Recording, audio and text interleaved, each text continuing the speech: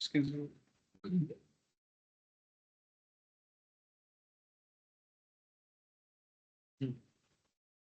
So today we will be starting with section 139 in our last class.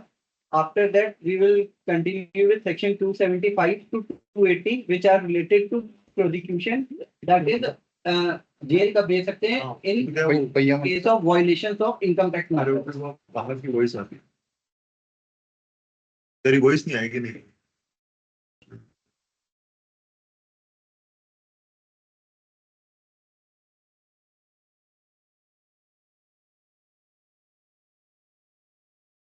Good afternoon, everyone. So let's start with section 139. Following are the topics to be covered for my section 139 of income. Start. Then 139 AA Aadhaar start. Then which our code, that is CBDT, to dispense with foundation documents with return. And the last section 139D, which talks about filing of return in electronic form. So section 139(1), which is about normal return. So yes, it states that every person, being a company or a firm, and firm always includes LLP, has to file return of income, and the persons other than covered in A, whose gross total income before claiming exemptions of 54 series, that are the capital gain series, is more than the basic exemption limit, shall always file the return. Return किसको file करनी है basically?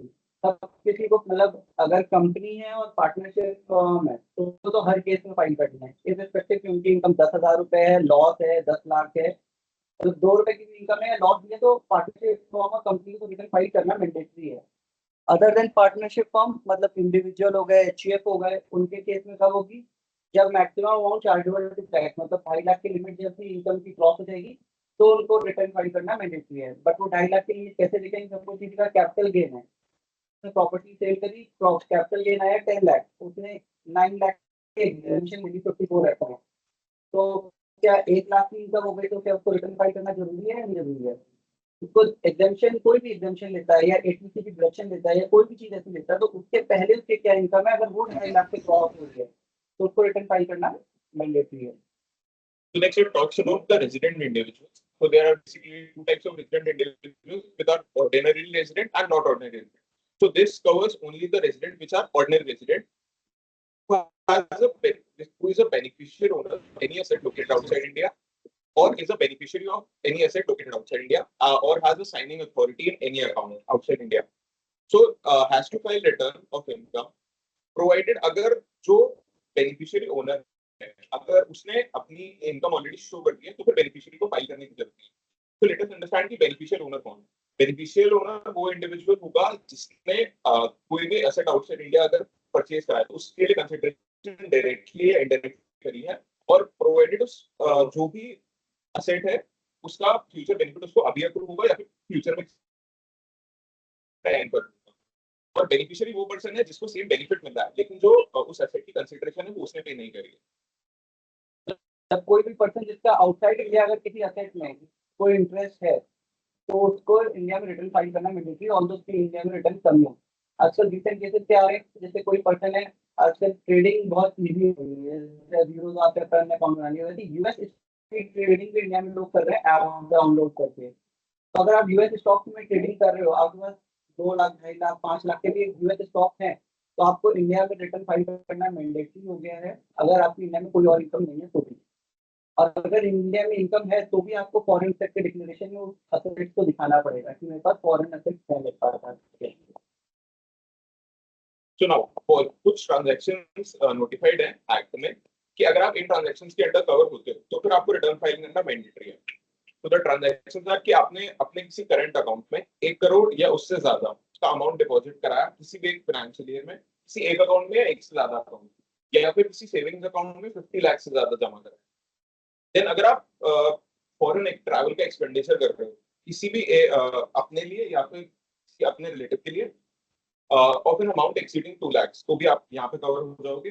Next, अगर आप electricity consumption का bill pay कर रहे हो 1 लाख से ज्यादा तो भी आप कवर होगे। नेक्स्ट, अगर आप बिजनेस कर रहे हो और बिजनेस की टोटल सेल 60 लाख से ज्यादा है, या फिर अगर आप सर्विसेज प्रोफेशन कैरी ऑन कर रहे हो तो उसमें अगर आपका जो ग्रॉस रिसीट्स है अगर वो 10 लाख से ज्यादा है ड्यूरिंग द प्रीवियस ईयर तो फिर आपको रिटर्न फाइल करनी है। नेक्स्ट, अगर सर ये कंडीशंस क्यों, लाइक कोई बता सकता है कि रिटर्न फाइलिंग करना मैंडेटरी है, इसकी गाइडलाइन यदि कंपनी है तो उसको मैंडेटरी है, फर्म है इंडिविजुअल में 2.5 लाख से ज्यादा इनकम होगी तो मैंडेटरी, तो फिर इन गाइडलाइंस की क्यों जरूरत, मतलब ये सिचुएशन की क्यों जरूरत पड़ी कि इनको भी रिटर्न फाइलिंग करना मैंडेटरी है। तो 2.5 लाख से ऊपर इनकम है तो फाइल कर देगा, फिर इसकी क्या कंडीशन की जरूरत पड़ गई कि 2 लाख से ज्यादा फॉरेन ट्रैवल में खर्चा कर रहा है तो रिटर्न फाइल करना मैंडेटरी है। ये कंडीशन क्यों डाली, या फिर 1 लाख से ज्यादा का इलेक्ट्रिसिटी बिल आ रहा है तो भी मैंडेटरी है।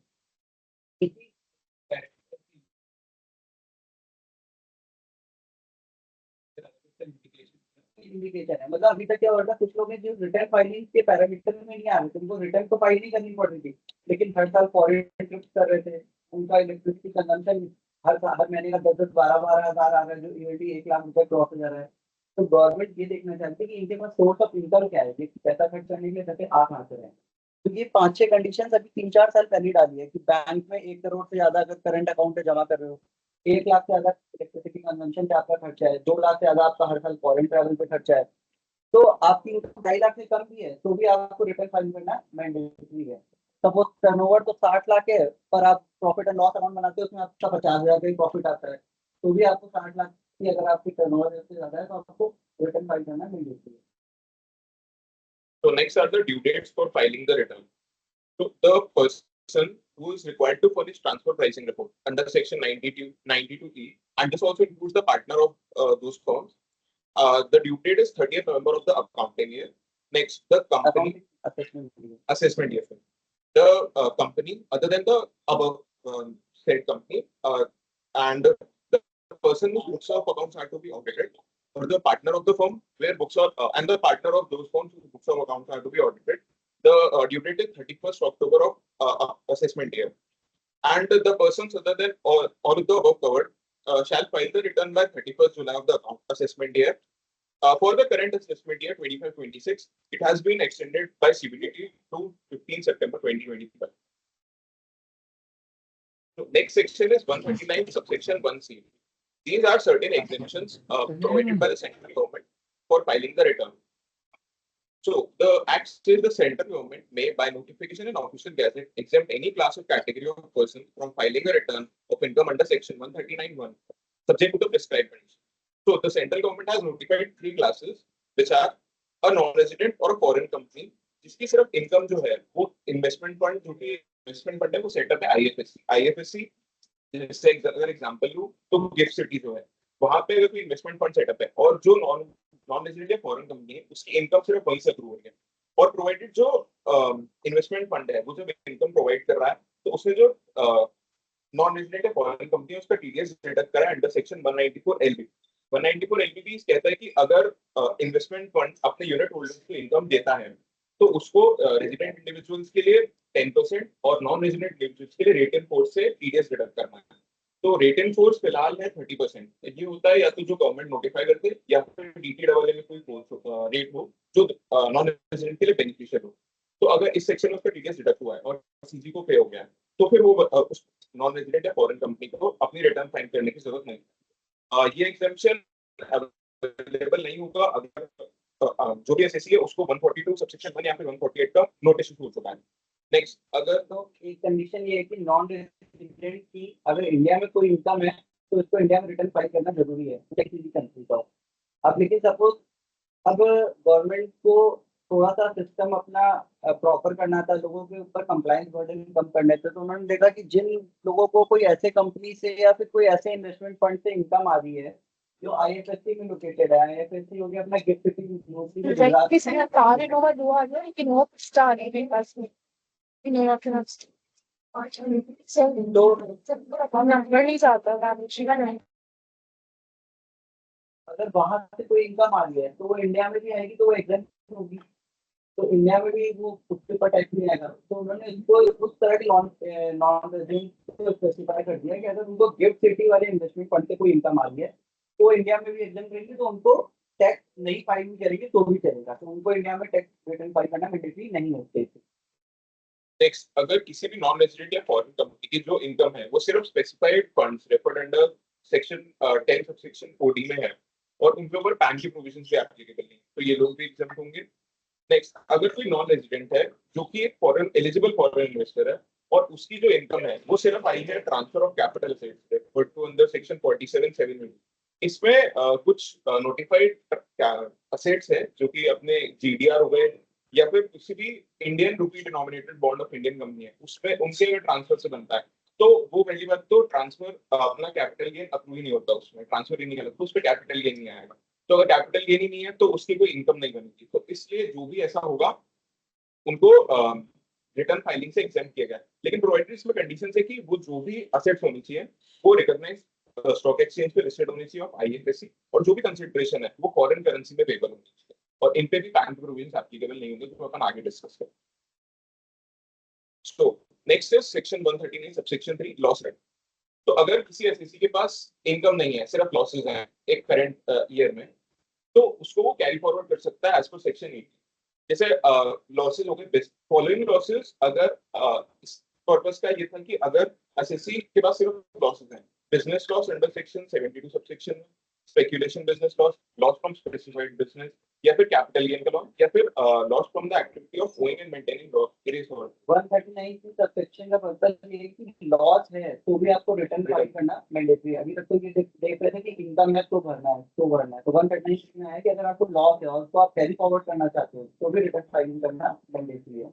अगर अपन ने ड्यू डेट के अंदर रिटर्न फाइल नहीं करी कि मैंने ऊपर बताई थी तो उसमें आपको ये वाले लॉसेस आप कैरी फॉरवर्ड नहीं कर सकते। लेकिन दो लॉसेस ऐसे हैं, एक अपना हाउस प्रॉपर्टी का लॉस और एक अनएब्जॉर्ब्ड डेबिट।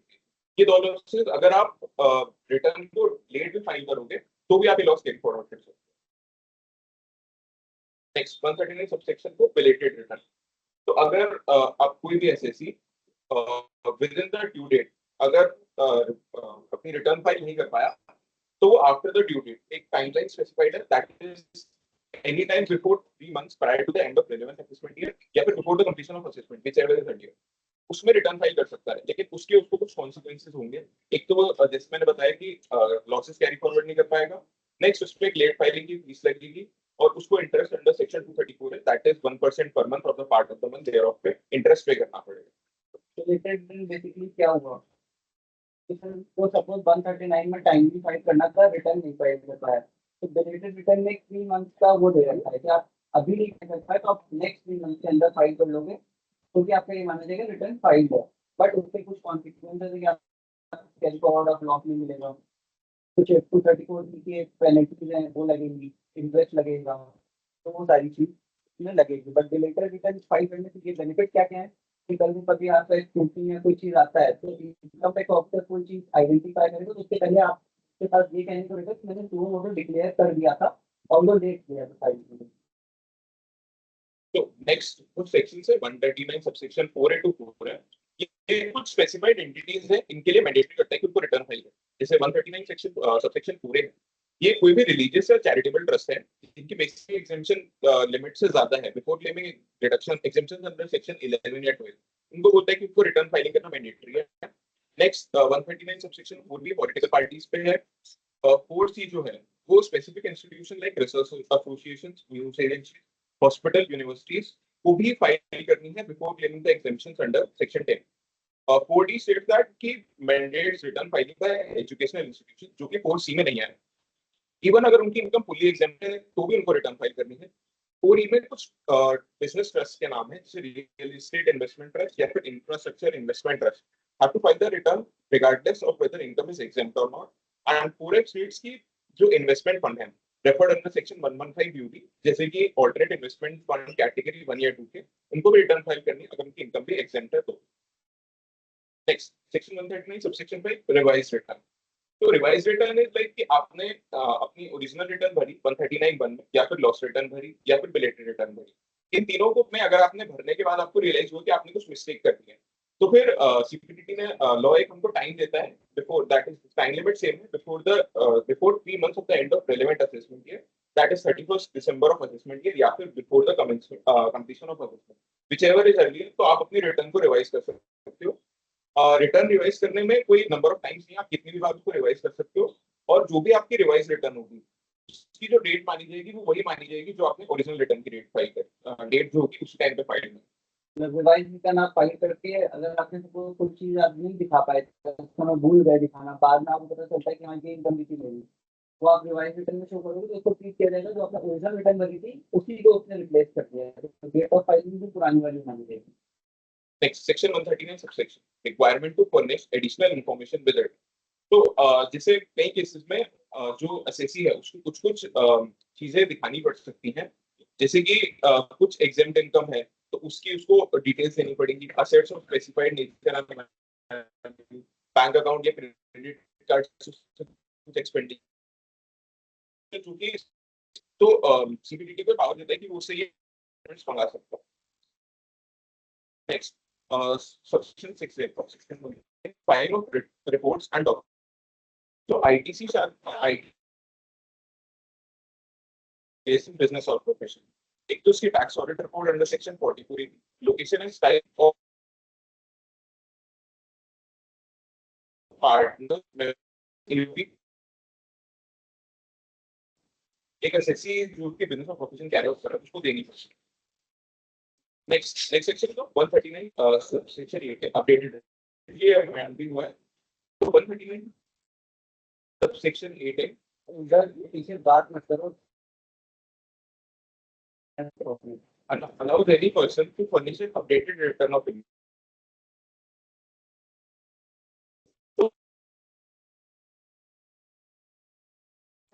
और जो बनने की जरूरत है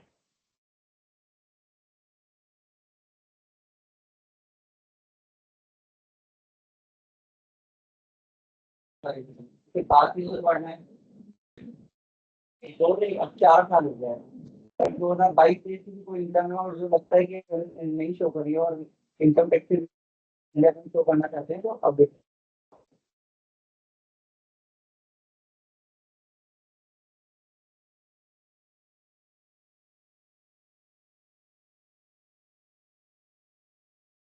लॉस, लेकिन अब आप रिटर्न ऑफ लॉस फाइल करो तो ये एप्लीकेशन आप रिटर्न नहीं फाइल कर सकते। नेक्स्ट ये जो रिटर्न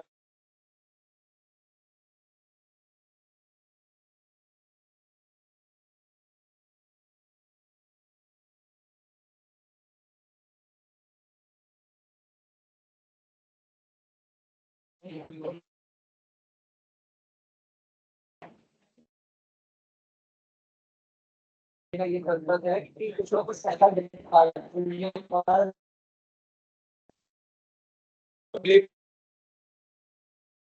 तो फिर आप अपडेटेड रिटर्न फाइल नहीं कर सकते। फर्स्टली सर्च इनिशिएट हुआ 132, फिर any assets are books of accounts या फिर असेट्स रिक्विजिशन अंडर सेक्शन 132 है। नेक्स्ट, अगर आपके ऊपर सर्वे कंडक्ट हुआ है अदर देन टीडीएस या TCS survey under section 133। Next, a notice has been issued to the effect that any money, bullion, jewelry, valuable article seized or requisition under section 132, 132A in case of any other belongs to such person। मतलब अगर किसी और पे search हुआ है तो जो assets आप जो उसके पास मिले हैं वो असेट्स आपके हैं तो भी आप अपडेटेड रिटर्न फाइल नहीं कर सकते, उसका आपको नोटिस आ गया। Next, a notice has been issued to the effect that any books of accounts or documents seized or requisition under section 132, 132A in a case of any other person pertains to or any other information contained therein relates to such। इससे पहले वाला point था उसमें assets की बात हुई थी, लेकिन अगर डिपार्टमेंट किसी और पे सर्च करके अगर कुछ आपके बारे में इंफॉर्मेशन मिलती है तो भी आप अपडेटेड रिटर्न फर्निश नहीं कर सकते। Next, no updated return shall be furnished by any person for relevant assessment year where updated return has already been furnished। मतलब आप updated return को सिर्फ एक ही बार फाइल कर सकते हो एक relevant assessment year के लिए। नेक्स्ट, अगर आपके ऊपर assessment, reassessment, recomputation, revision of income की प्रोसीडिंग्स पेंडिंग है या फिर कंप्लीट हो चुकी है उस सेम रेलेवेंट असेसमेंट ईयर के लिए।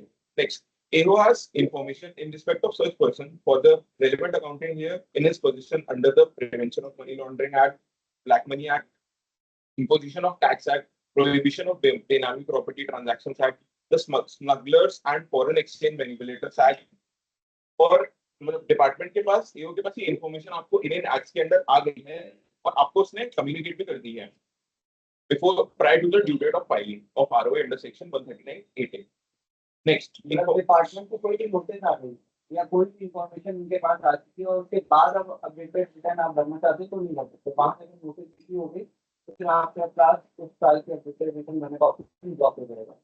इंफॉर्मेशन अगर डीटीडब्ल्यूए के प्रोविजंस के अंडर आता है कि अगर उनको किसी और कंट्री के थ्रू पता चल चुका है कि आपकी ये इनकम है तो फिर आप अपडेटेड रिटर्न नहीं फाइल कर सकते, या फिर आपके अगेंस्ट में prosecution proceeding under chapter 22 initiate हो गई है तो फिर आप अपडेटेड रिटर्न फाइल नहीं कर सकते। Next, updated return cannot be submitted unless it is accompanied by a proof of payment of tax under section 140B। तो 140B सेक्शन जो कि अपन आगे डिस्कस करेंगे कि उसमें अपने को एक पेनल्टी दे रखी है कि कितना परसेंट ऑफ जो भी आप टैक्स पे करोगे आपको ऐसे पेनल्टी पे करना पड़ेगा, एडिशनली पे करना पड़ेगा। तो जब तक आपको प्रूफ ऑफ पेमेंट नहीं लगाओगे तो फिर आप एडिशनल अपडेटेड रिटर्न फाइल नहीं कर सकते। If a person has sustained loss for any previous year and he has already submitted a return of loss for that year within due date, then the updated return can be furnished only if it is a return of income। मतलब कि अगर loss return file करनी थी तो आपको अगर updated return file करनी है तो रिटर्न ऑफ इनकम ही होनी चाहिए। नेक्स्ट, अगर as a result of submitting updated return the quantum of carry forwarded loss or unabsorbed depreciation or MAT or AMT credit is to be reduced for any subsequent year, then the updated return shall be furnished for each subsequent year। मतलब आज से 2 साल पहले आपको कि आप updated return file कर रहे हो जिसमें आपने लॉस को डिक्रीज करा बेसिकली, तो फिर उसका जो भी आपने आगे सेट ऑफ करा है तो आपको हर उस साल के लिए अपडेटेड रिटर्न फाइल करनी पड़ेगी। ये रेलेवेंट है। अगर सपोज पिछली 1 साल की अपडेटेड रिटर्न भरी उसकी वजह से अपना कैरी फॉरवर्ड ऑफ लॉस कम हो रहा है या मैट क्रेडिट में कोई इम्पैक्ट पड़ रहा है, कम हो रहा है, तो उसके वजह से तुमको आगे की 2 साल की या 3 साल की जिन साल में उसका इम्पैक्ट है ना उनके लिए अपडेटेड रिटर्न भरनी पड़ेगी। मतलब 1 साल में कैरी फॉरवर्ड कम हुआ तो पहले आपने ओरिजिनली वो कैरी फॉरवर्ड ज्यादा दे रखा था बट अपडेटेड से आपने उसको कम किया तो अब आगे की सारी रिटर्न भी चेंज करनी पड़ेगी। Next, the payment of additional tax. So the deadline for taxpayer to file an updated return has been extended from 2 years to 4 years from the end of relevant assessment. This makes the compliance of tax provisions voluntary by giving more time for tax filing and rectifying tax return with ease, consequently ensuring a clean and efficient taxing process. The additional tax has to be paid along with filing ITR due. The amount of additional tax has to be paid as follows. So अगर आप ITR updated return जो है उसको file कर देते हो from the within 12 months from the end of relevant assessment, तो जो भी आपका एडिशनल टैक्स होगा वो जो भी आपके टैक्स पे इंटरेस्ट होगा उसका आपको 25% एक्स्ट्रा पे करना पड़ेगा। If it is within 24 months then it has the quantum changes to 50%, and now if it has 36 within 36 months तो ये 60% हो गया, और अगर 48 विदिन 48 मंथ्स है from the end of relevant assessment तो 70% हो जाएगा। और जो भी एसएससी टैक्सेस अपडेटेड रिटर्न में दिखाएगा वो after taking into account advance tax series उसको देख के अपडेटेड रिटर्न फाइल करें। Next, section 139 subsection 9 defective return. तो डिफेक्टिव रिटर्न के बारे में पढ़ेंगे। तो इसमें अगर जो भी एओ है अगर उसको रिटर्न डिफेक्टिव लगती है तो वो इंटीमेट करेगा डिफेक्ट जो भी है वो एसएससी को, और 15 डेज का पीरियड देगा टू रेक्टिफाई द डिफेक्ट। अगर एसएससी 15 डेज में रेक्टिफाई नहीं कर पाया तो रिटर्न को इनवैलिड मान लिया जाएगा as if no return was filed. However, if SSC rectifies the defect after the time limit but before the assessment, the AO may condone the delay and treat the return as valid. तो अब next में हम पढ़ेंगे reasons जो कि एक return को defective बना दें। For the purpose of this subsection a return shall be regarded as defective if पहला, अगर कंप्यूटेशन है उसमें ग्रॉस टोटल इनकम या फिर टोटल इनकम के कॉलम्स प्रॉपर्ली फिल्ड नहीं है। अब जो कंप्यूटेशन है वो अटैच ही नहीं हुई रिटर्न के साथ। अगर audit report under section 44 tax audit report under section 44 भी रिक्वायर्ड थी तो वो फाइलिंग अगर वो फाइल हो गई है तो फिर उसका प्रूफ ऑफ फाइलिंग अटैच नहीं किया गया with the return. Next, no proof of TDS, TCS और सेल्फ असेसमेंट टैक्स प्रोवाइड किया गया। इसमें एक एक्सेप्शन है कि अगर टीडीएस सर्टिफिकेट इशू नहीं हुआ है तो return will be considered defective if submitted within 2 years. Next, for updated returns, proof of payment of tax under section 140B must be attached. Next, अगर एसएससी बुक्स मेंटेन करता है तो उसको manufacturing account, trading account, PNL या फिर income and expenditure account, balance sheet या फिर personal account of partners, proprietors और मेंबर्स देने जरूरी हैं। अगर नहीं होते तो डिफेक्टिव मानी जाएगी। Auditors report, audited PNL, balance sheet and cost audit report if applicable under section 233B of companies act तो उसको फाइल करनी पड़ेगी। लेकिन अगर एसएससी बुक्स ही मेंटेन नहीं करता है तो उसको turnover, gross receipts, GP, expenses, net profit, method of computation, closing balance of debtor, creditor, stock in trade, cash ये सब प्रोवाइड करना पड़ेगा वरना वो रिटर्न डिफेक्टिव है। और इसके अलावा भी सीबीडीटी कुछ मॉडिफिकेशन और रिलैक्सेशन दे सकता है to the specific class of tax. Defective return होने का फिर इम्पैक्ट क्या होगा, मतलब क्या होगा अगर रिटर्न डिफेक्टिव हो जाएगी उसका क्या इम्पैक्ट होगा किसी पे? अगर कोई रिटर्न डिफेक्टिव हो जाती है तो उससे क्या दिक्कत आएगी, मतलब क्या कॉन्सिक्वेंस है?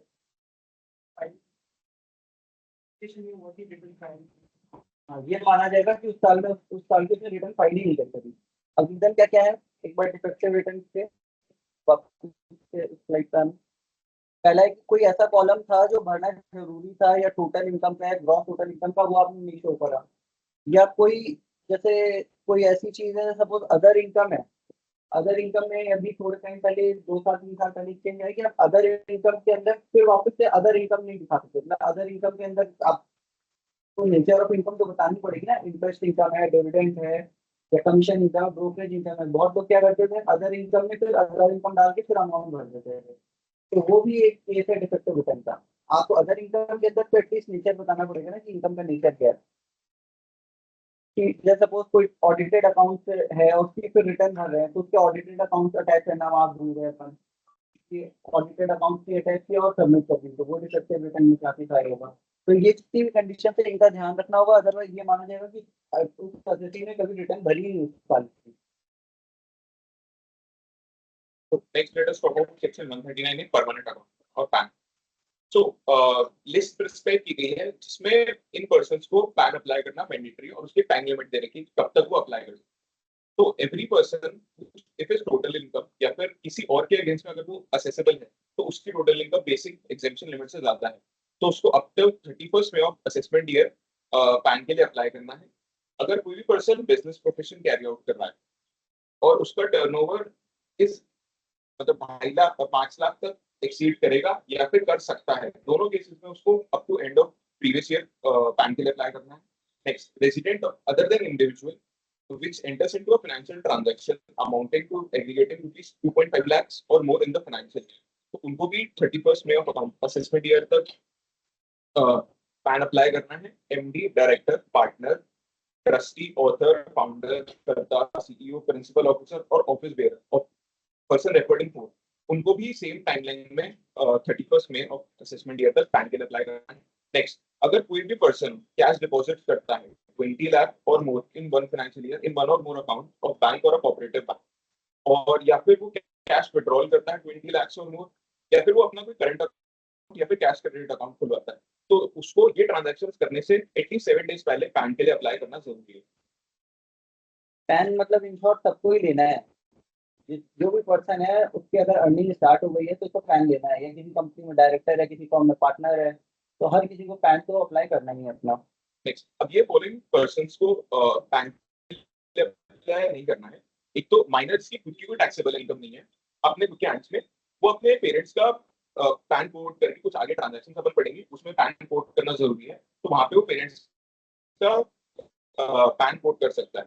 नेक्स्ट, अगर कोई नॉन रेजिडेंट है जिसकी इनकम ओनली फ्रॉम इन्वेस्टमेंट है in the ordinate investment fund category 1 या 2 located in IFSC in previous year, और उसका जो टीडीएस है वो डेप्ट हुआ under section 194 एलयूपी।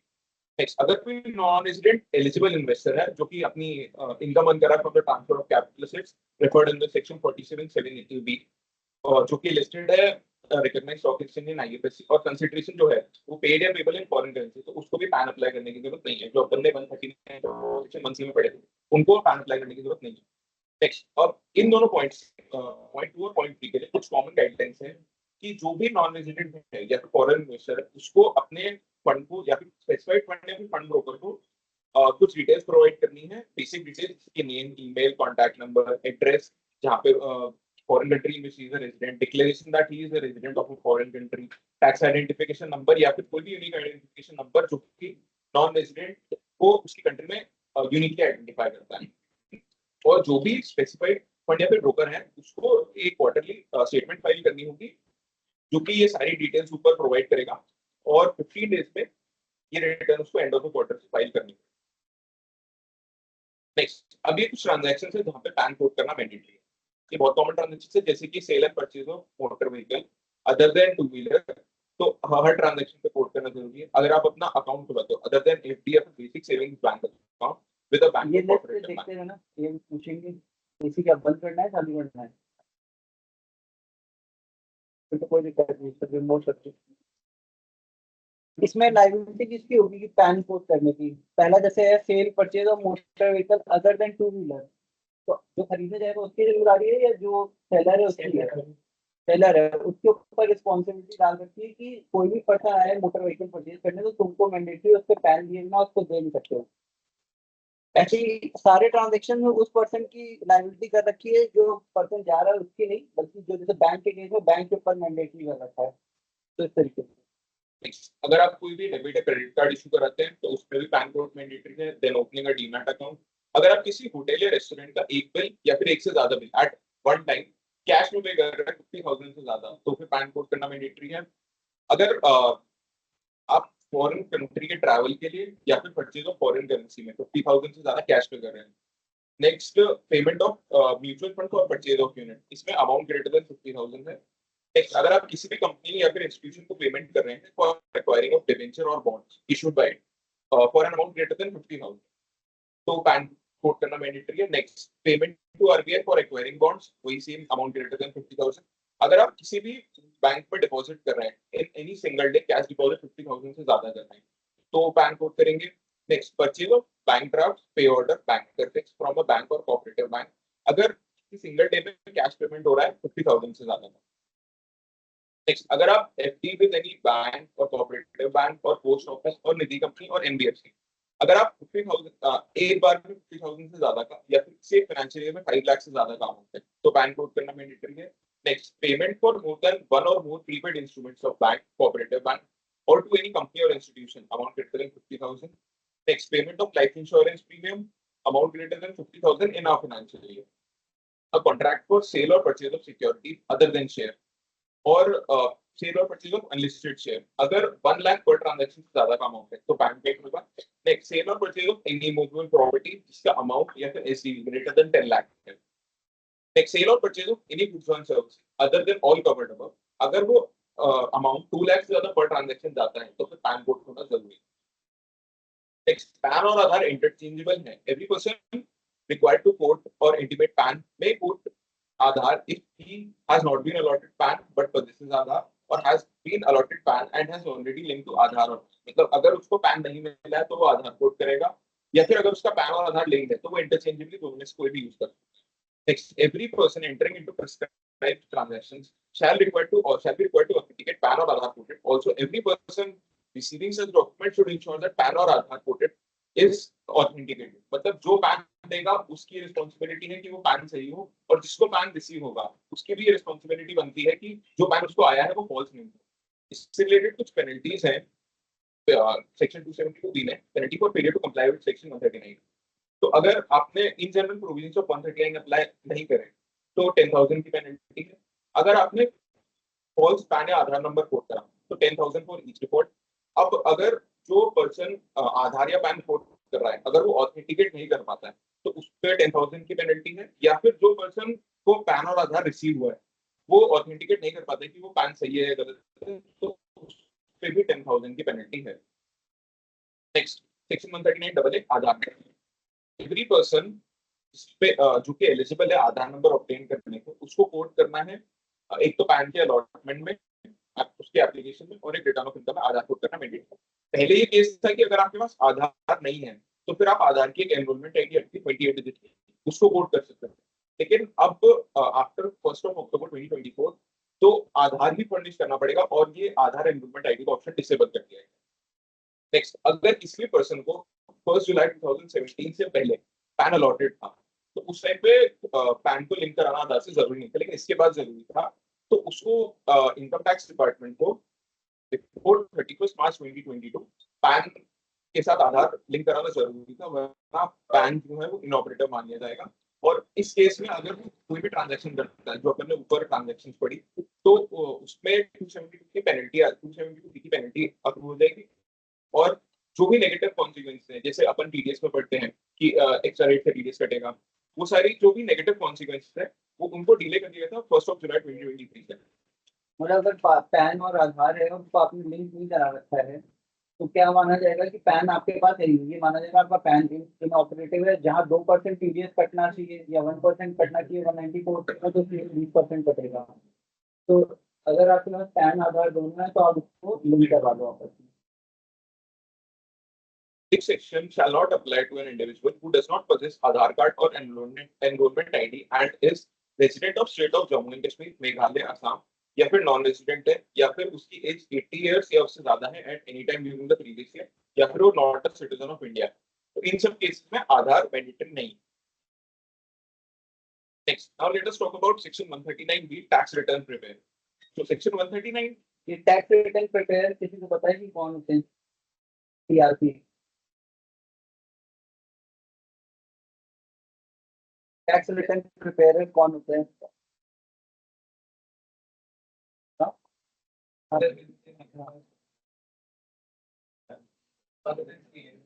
Other than CA. अभी उसकी क्वालिफिकेशन आएगी तो ये टीआरपी भी आज की डेट पे कम होते जा रहे हैं बट फिर भी एग्जिस्टिंग है। कुछ लोग हैं जिनके पास टीआरपी रजिस्ट्रेशन होता है, उनको उनकी क्या क्वालिफिकेशन आती है वो भी नेक्स्ट स्लाइड में आएगी। Section 139B empowers the CG to introduce a scheme for assisting taxpayers in filing their return of income to TRP. The qualification and guidelines for becoming a TRP are not directly specified in Section 139B. Instead, they are laid down in TRP scheme notified by CBDT, originally launched in 2006. TRP scheme was introduced to help small taxpayers who may not well versed with the tax laws or online filing. TRPs are trained intermediaries authorized to prepare and file returns on behalf of any person, being individual or HUF, other than person who is not a resident of India during the previous year, relevant to such assessment year, या फिर person whose books of accounts are to be audited under Section 44AB of the Act or under any other law at the time in being force. तो TRP किसकी return file कर सकते हैं? सिर्फ पहला तो इंडिविजुअल और एचयूएफ की कर सकते हैं, और इंडिविजुअल एचयूएफ में भी अगर वो ऑडिटेड है या फिर उसका जो नॉन रेसिडेंट है तो उस केस में भी टीआरपी भी फाइल करते हैं। TRP only simple return file करने के लिए बनाए गए हैं और उनको किसी चीज का लाइसेंस मिलता है। Who can be a TRP? Any individual who holds a graduation degree from a recognized Indian university in the fields of business administration or management, commerce or economics or law or mathematics or statistics shall be eligible to act as a TRP. जो BCom basically जो clear कर लें वो TRP बन सकते हैं। तो अपने बीकॉम में सबका क्लियर हो गया है, टीआरपी तो बन सकता है मतलब। However, कुछ पर्सन्स जो कि टीआरपी नहीं बन सकते, एक तो चार्टर्ड अकाउंटेंट प्रैक्टिस, अगर सीए एक्ट आने से पहले कोई प्रैक्टिशनर रजिस्टर्ड है तो वो भी टीआरपी नहीं बन सकता, या फिर कोई लॉयर या advocate who can represent in tax matter, ये लोग टीआरपी के लिए बनने के लिए एलिजिबल नहीं। टैक्स लॉयर तो गए, ये प्रैक्टिस है, ये लोग टीआरपी नहीं बन सकते। Next, Section 139C, power of the board to dispense with furnishing documents with return. Section 139C empowers the central government of Central Board of Direct Taxes to exempt certain class of taxpayers from the requirement of submitting document, certificate, receipts, audit reports along with return of income. For example, you can claim deduction under Section 80G for a donation, but you are not required to attach the donation receipt with your ITR. Still, you must retain it and produce it if called upon during scrutiny. Next, the last section, Section 139D, filing of return in an electronic form. So यहाँ पे basically law में सिर्फ इतना से लिखा हुआ है कि CG को empower करेगा ये section to make rules for filing returns of income in electronic form by certain classes of assessees or a specific class of income. तो इसमें अपन डिस्कस करते हैं कि कौन-कौन से फॉर्म्स किस-किस के लिए एप्लीकेबल होते हैं. So yes, the first form is ITR 1 से ये वो intelligent individuals ordinary resident file कर सकते हैं जो कि सैलरीड है, जिनके पास एक ही हाउस प्रॉपर्टी है, अदर सोर्स ऑफ इनकम है और उनकी टोटल इनकम लेस देन और इक्वल टू 50 लाख है, वो ITR 1 फाइल कर सकते हैं. मतलब ITR फॉर्म अलग अलग कैटेगरी वाइज है. वन कौन कर सकता है, टू कौन कर सकता है. ये इसलिए बनाए गए हैं कि गवर्नमेंट ताकि एनालिसिस कर सके कि किस पर्सन की स्कूटी मतलब किस रेशियो में या रेशियो एनालिसिस या उनको कैसे एक स्कूटी के लिए सिलेक्शन करना है, किस कैटेगरी को करना है, उसके लिए अलग अलग फॉर्म बनाए गए हैं. जैसे ITR 1 है 50 लाख से कम की इनकम होनी चाहिए, सिर्फ सैलरी या पेंशन इनकम होनी चाहिए, कैपिटल गेन नहीं होना चाहिए. तो ऐसे लोगों के लिए ITR 1 में सिंपल डिफरेंस वाले हो गए. ITR 2, individuals in HUF with all sources of income except business and profession, capital gains, foreign income, oblique assets. ITR 3, individuals in HUF having income from business and profession, capital gain, other sources. Next, ITR 4, Sugam, resident individual HUF firms non-LLP opting for presumptive taxation under Section 44 AD, 80A and E और इनकी जो total income है वो greater than या equal to 50 lakh. तो ये ITR 4 file करते हैं. Next, ITR 5, firms LLP, AOP, BOI, artificial judicial person, etc. ITR 6, company not claiming exemption under Section 11. Like ITR 7, जो अपन ने 139 सबसेक्शन 4A पूरे पढ़े थे, जो कि सर्टेन इंस्टीट्यूशंस थे, उनको ITR 7 फाइल करने थे. अब ITR 6 पे की filing with digital signature is mandatory और ITR 7 में relevant audit reports to be updated electronically, वरना इसके बिना वो रिटर्न डिफेक्टिव है. ITR 6 में की फाइलिंग, ITR 6 में भी ई फाइलिंग मैंडेटरी और ITR 3 में जहाँ बिजनेस प्रोफेशन है, इनकम फ्रॉम बिजनेस प्रोफेशन है, वहाँ भी ई फाइलिंग और डिजिटली साइन होना मैंडेटरी है. that's all.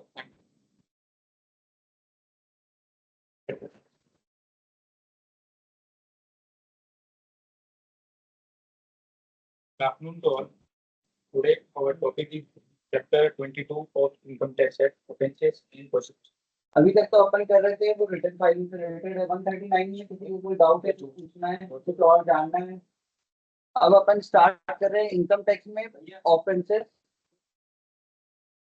पीआरपी की जरूरत इसलिए पड़ेगी, पब्लिक इतनी है, सब कुछ सीए के पास नहीं जा सकता, हो सकता है उनकी फीस ज्यादा हो, और भी कई रीजन है. जैसे ई मित्र वाले हैं उनको टीआरपी का रजिस्ट्रेशन मिलता है, कुछ ई मित्र वालों को. तो पब्लिक एट लार्ज है जो हर कोई सीए के पास नहीं जा सकता या सीए को अफोर्ड नहीं कर सकता, तो वो टीआरपी के पास जाता है. वो कम रेट, उनकी फीस का भी मैकेनिज्म दे रखा है कि टीआरपी किस रिटर्न का कितना चार्ज करेंगे. तो उस अकॉर्डिंग वो इजी रहेगा, मतलब हर किसी को उसका फीस बर्डन नहीं पे करना पड़ेगा जिनकी रिटर्न कम वैल्यू की है.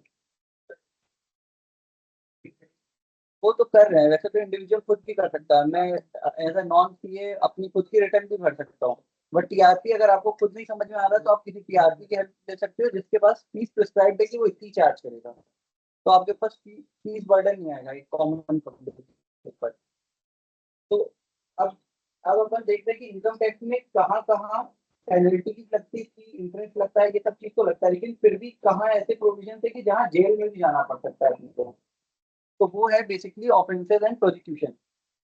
इसके अंदर अपन सेक्शन 275 ए से लेकर 280 डी तक कवर करेंगे. इसके अंदर सेक्शन 275 टू 277 कवर करूंगा मैं, और उसके आगे के कवर करूंगा विकास. तो इस केसेस के इनके अंदर अपन को वेरियस टाइप ऑफ इम्प्रिजनमेंट और फाइन्स के बारे में बता रखते हैं कि अगर कोई पर्सन है वो इनकम टैक्स के अंदर कोई ऑफेंसेस करता है तो उस केस के अंदर उनको क्या क्या इम्प्रिजनमेंट हो सकती है, क्या क्या फाइन्स उनके ऊपर लगेंगे और क्या क्या सेक्शन उनके ऊपर अप्लाई होंगे. आवाज आ रही है? थोड़ा सा देख लो. जैसे कि अपन को पता है कि बहुत से कम लोग होते हैं जो कि अपना टैक्स है वो ऑनेस्टली पे करते हैं. लोग बहुत से तरीके यूज करते हैं जिनसे उनकी टैक्स की लाइबिलिटी कम आए और उनकी इनकम कम शो हो और उनको टैक्स कम पे करना. तो अपन इसके अंदर देखेंगे कि अगर कोई पर्सन है वो इवेजन के लिए किस किस टाइप के मीन्स यूज कर रहे हैं.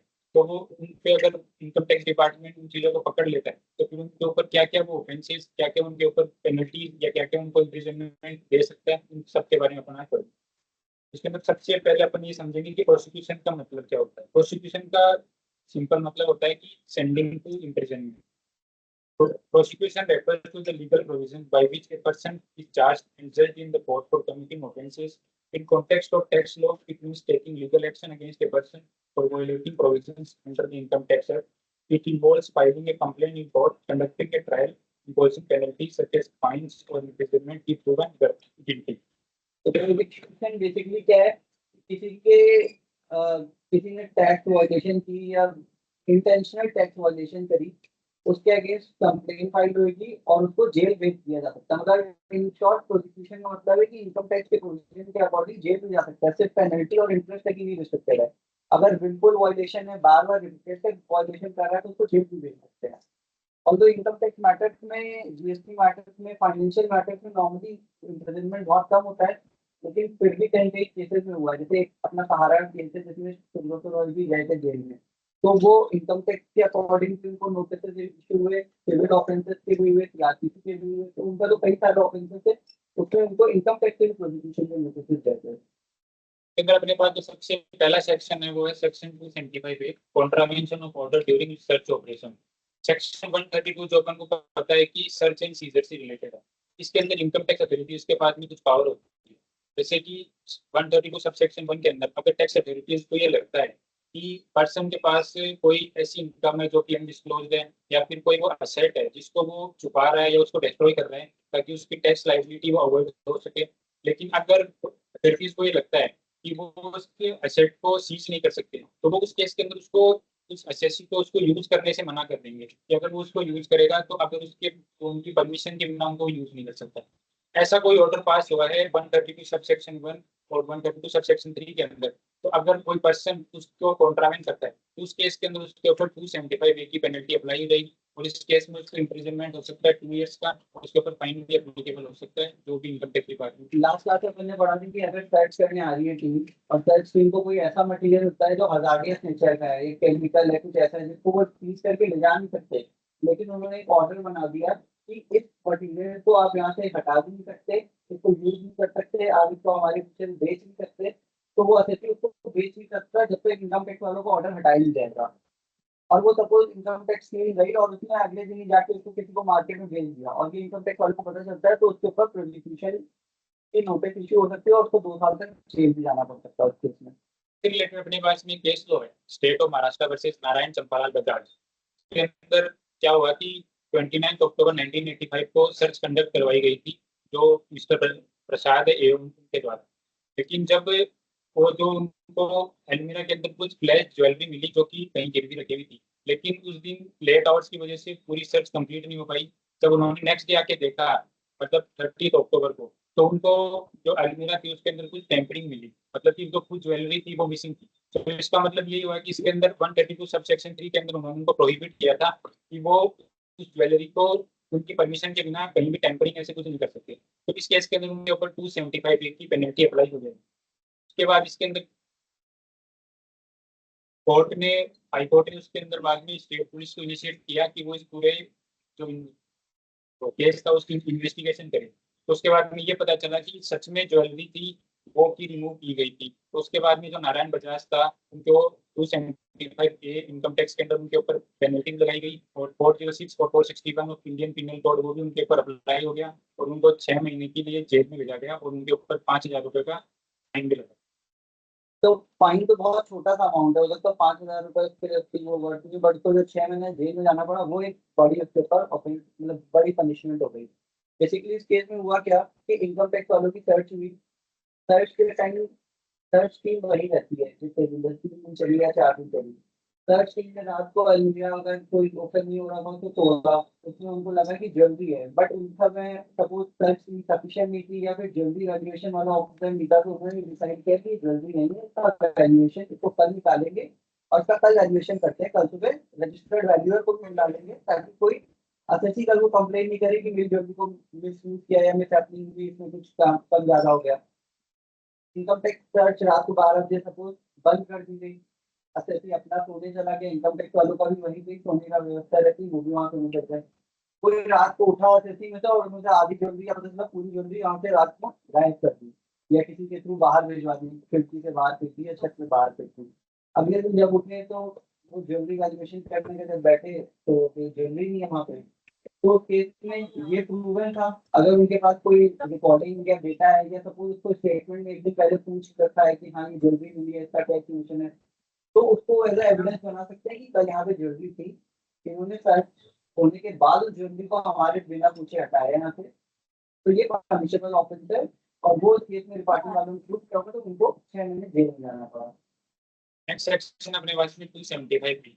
ये सेक्शन ये बोलता है कि अगर जो एसएससी है वो ऑथराइज्ड ऑफिसर को नेसेसरी फैसिलिटीज प्रोवाइड नहीं कर सकता जो कि उसको जरूरी है उसको इंस्पेक्ट करने के लिए, तो उस केस के अंदर उसके ऊपर 275 बी की पेनल्टीज इम्पोज हो सकती है और उसको अप टू 2 years के लिए इम्प्रिजनमेंट दिया जा सकता है। These provisions, section 275A and 275B, ensure compliance with search and seizure operations, which are critical investigative tools for tax authorities. Sir जब सपोज सर्च करने आई, जैसे मंगलम ग्रुप में क्या हुआ, कोई एक टैली डेटा मिला, उसको सर्च टीम ऑपरेट नहीं कर पा रही है, इसको यूज कैसे करें, वो बेसिक वो उसका कोई करप्ट फाइल थी या कुछ इनकम्प्लीट फाइल थी, और वो इनकम टैक्स वाले उनके अकाउंटेंट से बोल रहा है मेरे को भी नहीं आता चलाने।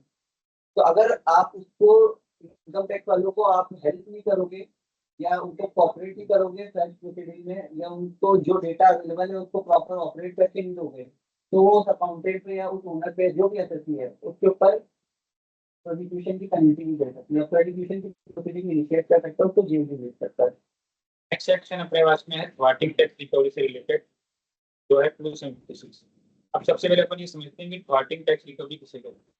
अगर कोई पर्सन है वो इनकम टैक्स अथॉरिटीज को रोक रहा है ताकि वो उनसे उससे टैक्स कलेक्ट नहीं कर सके, तो उस केस उसको अपन बोलते हैं थ्वार्टिंग टैक्स रिकवरी। जैसे कि वो अपनी जो प्रॉपर्टी है उसको किसी और को ट्रांसफर कर सकता है, उसको डिस्ट्रॉय कर दिया, उसको किसी और को डिलीवर कर दिया, ताकि वो जो टैक्स देने के लिए वो लाइबल है वो इनकम टैक्स डिपार्टमेंट उससे नहीं लेता। तो इस केस के अंदर अगर वो कोई ऐसा ऑफेंस करता है तो उसके ऊपर इम्प्रिजनमेंट हो सकता है 2 years तक का, और फाइन उसके ऊपर अप्लीकेबल हो सकता है। इसको अपन एक एग्जाम्पल से समझते हैं।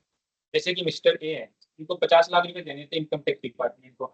इनकम टैक्स डिपार्टमेंट वो अमाउंट उसके हाउस को बेच करके रिकवर करना चाहता था, लेकिन उन्होंने मिस्टर ए ने वो हाउस है वो अपने फ्रेंड को ट्रांसफर कर दिया, जब कोई रियल सेल नहीं हुई थी। उन्होंने बस वो डीड ट्रांसफर कर दी ताकि वो उसके नाम हो जाए, ताकि इनकम टैक्स डिपार्टमेंट उसको बेच के पैसा रिकवर नहीं कर सके। इस केस के अंदर उनके ऊपर सेक्शन 276 की पेनल्टी अप्लाई हो जाएगी और उनको इम्प्रिजनमेंट हो सकता है 2 years तक का, और फाइन भी उनके ऊपर अप्लीकेबल हो सकता है। तो ये रिकवरी की कहाँ जरूरत पड़ती है, किसी का असेसमेंट हुआ, इनकम टैक्स वालों ने डिमांड निकाल दी, अब डिमांड निकालने के बाद रिकवरी कैसे होगी, सब्सिडी के बाद जितने पैसे होंगे उतने उसी से रिकवरी होगी। सपोज मेरे ऊपर निकाल दी कोई 10 करोड़ या 100 करोड़ की डिमांड, मेरे से वो रिकवरी ना करेंगे, मेरी जितनी वर्थ होगी उतने को ले पाएंगे से।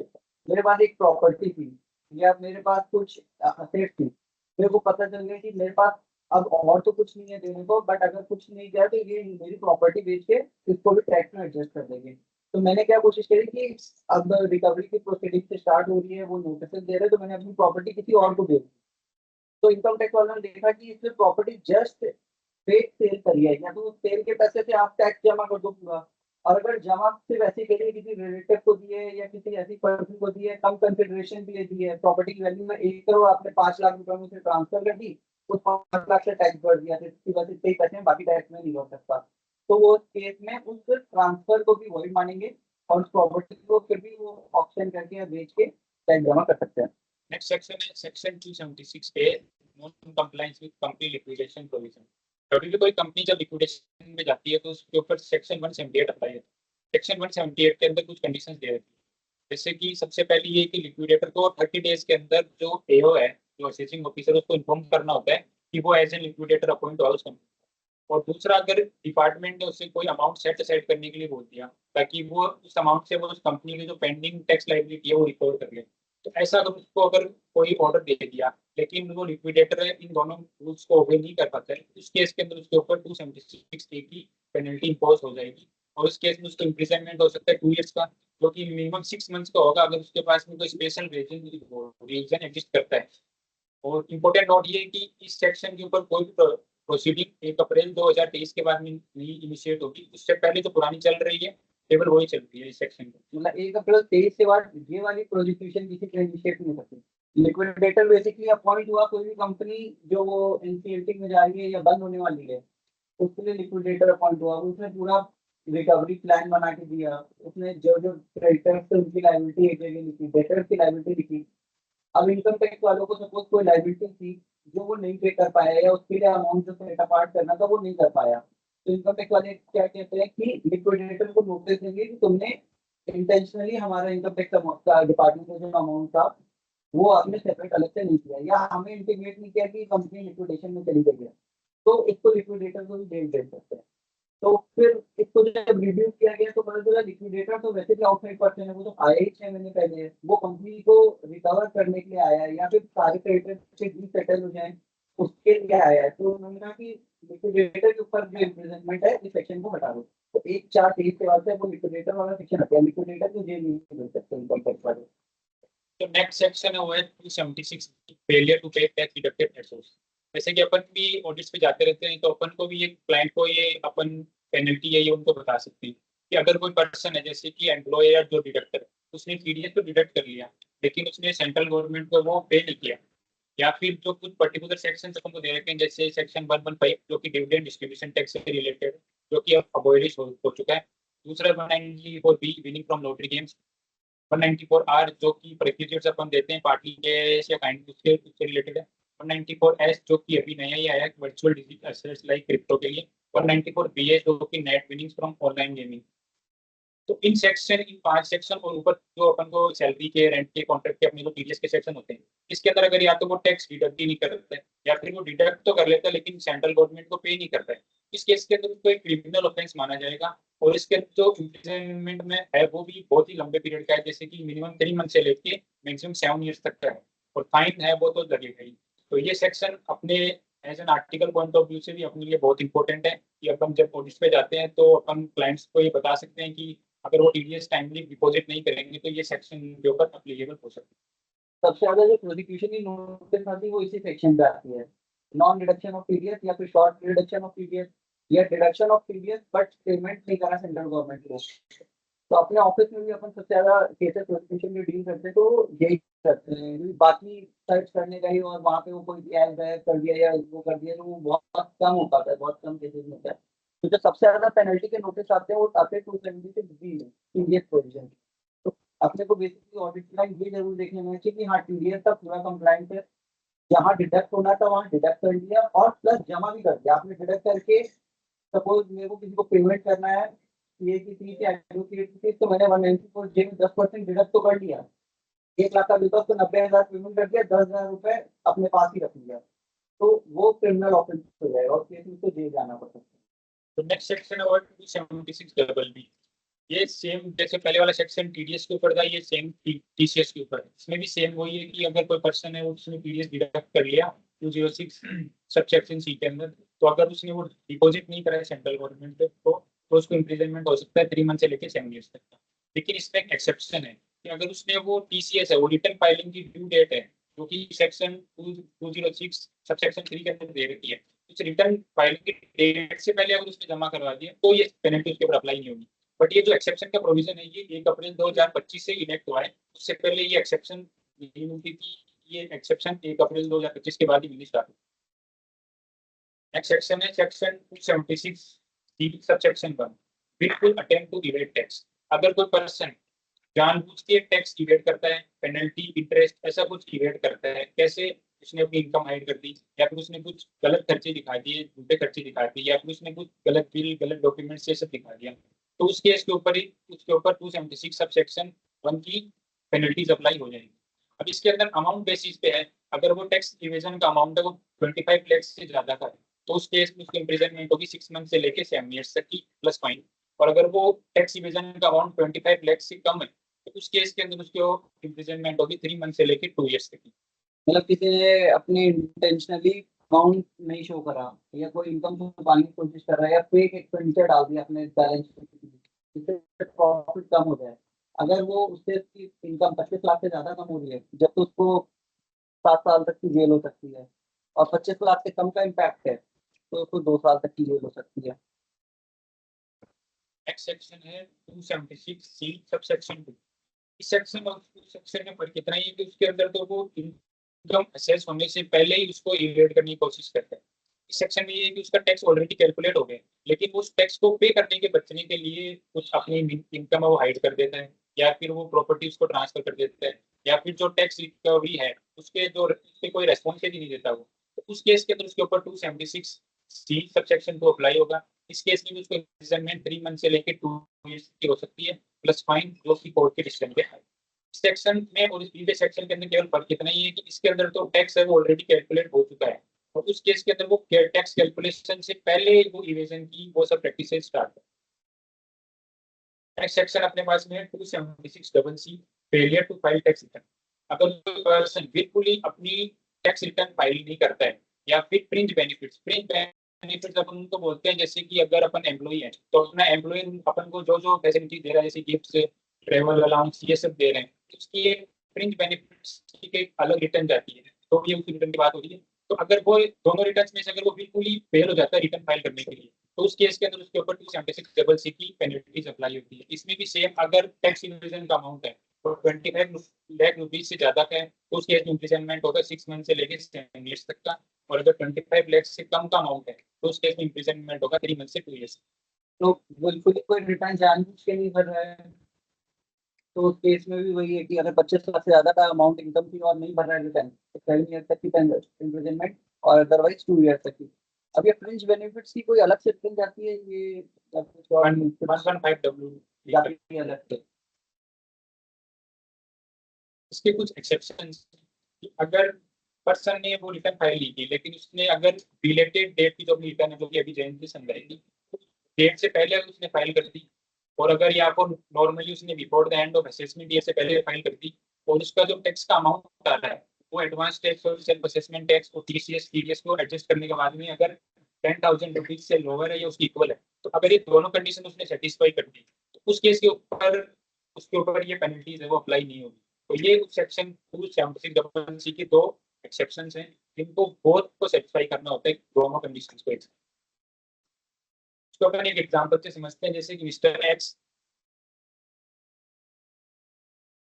एक्स एक इंडिविजुअल है जिनकी फाइनेंशियल ईयर 23-24 की इनकम 40 लाख रुपीज। उन्होंने 39 सब सेक्शन 1 के अंदर आईटीआर फाइल नहीं की, फिर उनको जब नोटिस आया सेक्शन 148 के अंदर, फिर भी उन्होंने फाइल नहीं की। अब उनका जो टैक्स पेबल आ रहा है वो आ रहा है 6 लाख रुपए, जो कि 25 लाख से कम है, तो जो सेकंड वाली इम्प्रिजनमेंट की कंडीशन है वो इसके अंदर लगेगी, और उनको इम्प्रिजनमेंट हो सकती है 3 मंथ से लेकर 2 ईयर्स तक। अब एक अपन सेकंड एग्जांपल देखते हैं जिसके अंदर है मिस्टर वाई, जिनकी सैलरी की इनकम है 8 लाख रुपए की। उन्होंने रिटर्न फाइल नहीं की, लेकिन फिर उन्होंने 31 मार्च 2025 जो असेसमेंट ईयर के एंड होने से पहले रिटर्न फाइल कर दी, और उनका जो टैक्स का अमाउंट आ रहा था वो केवल 5,000 रुपये आ रहा था, जो कि 10,000 से कम था। तो इस केस के अंदर उनके ऊपर 276 की पेनल्टी अप्लाई नहीं होगी, क्योंकि उन्होंने भी इन असेसमेंट ईयर वाली कंडीशन भी सेटिस्फाई कर दी, और जो टैक्स पेबल वाली कंडीशन है लेस देन इक्वल्स टू 10,000 वाली वो भी सेटिस्फाई कर दी। तो ये दोनों कंडीशन उन्होंने सेटिस्फाई कर दी, तो इस केस के अंदर उनके ऊपर 276 की पेनल्टी अप्लाई नहीं है। मतलब किसी ने रिटर्न तो नहीं भरी, इनकम तो आ रही थी, बट उसको साइमल्टेनियसली टीडीएस भी डिडक्टेड था, तो इसलिए जितना उसका टैक्स बनता है उससे ज्यादा टीडीएस डिडक्टेड था। ये जितना बन रहा है उतना, मतलब टीडीएस 10,000 से ज्यादा का वेरिएशन नहीं है, तो फिर उसको प्रोसिक्यूशन के अंदर मिल जाएगा वो।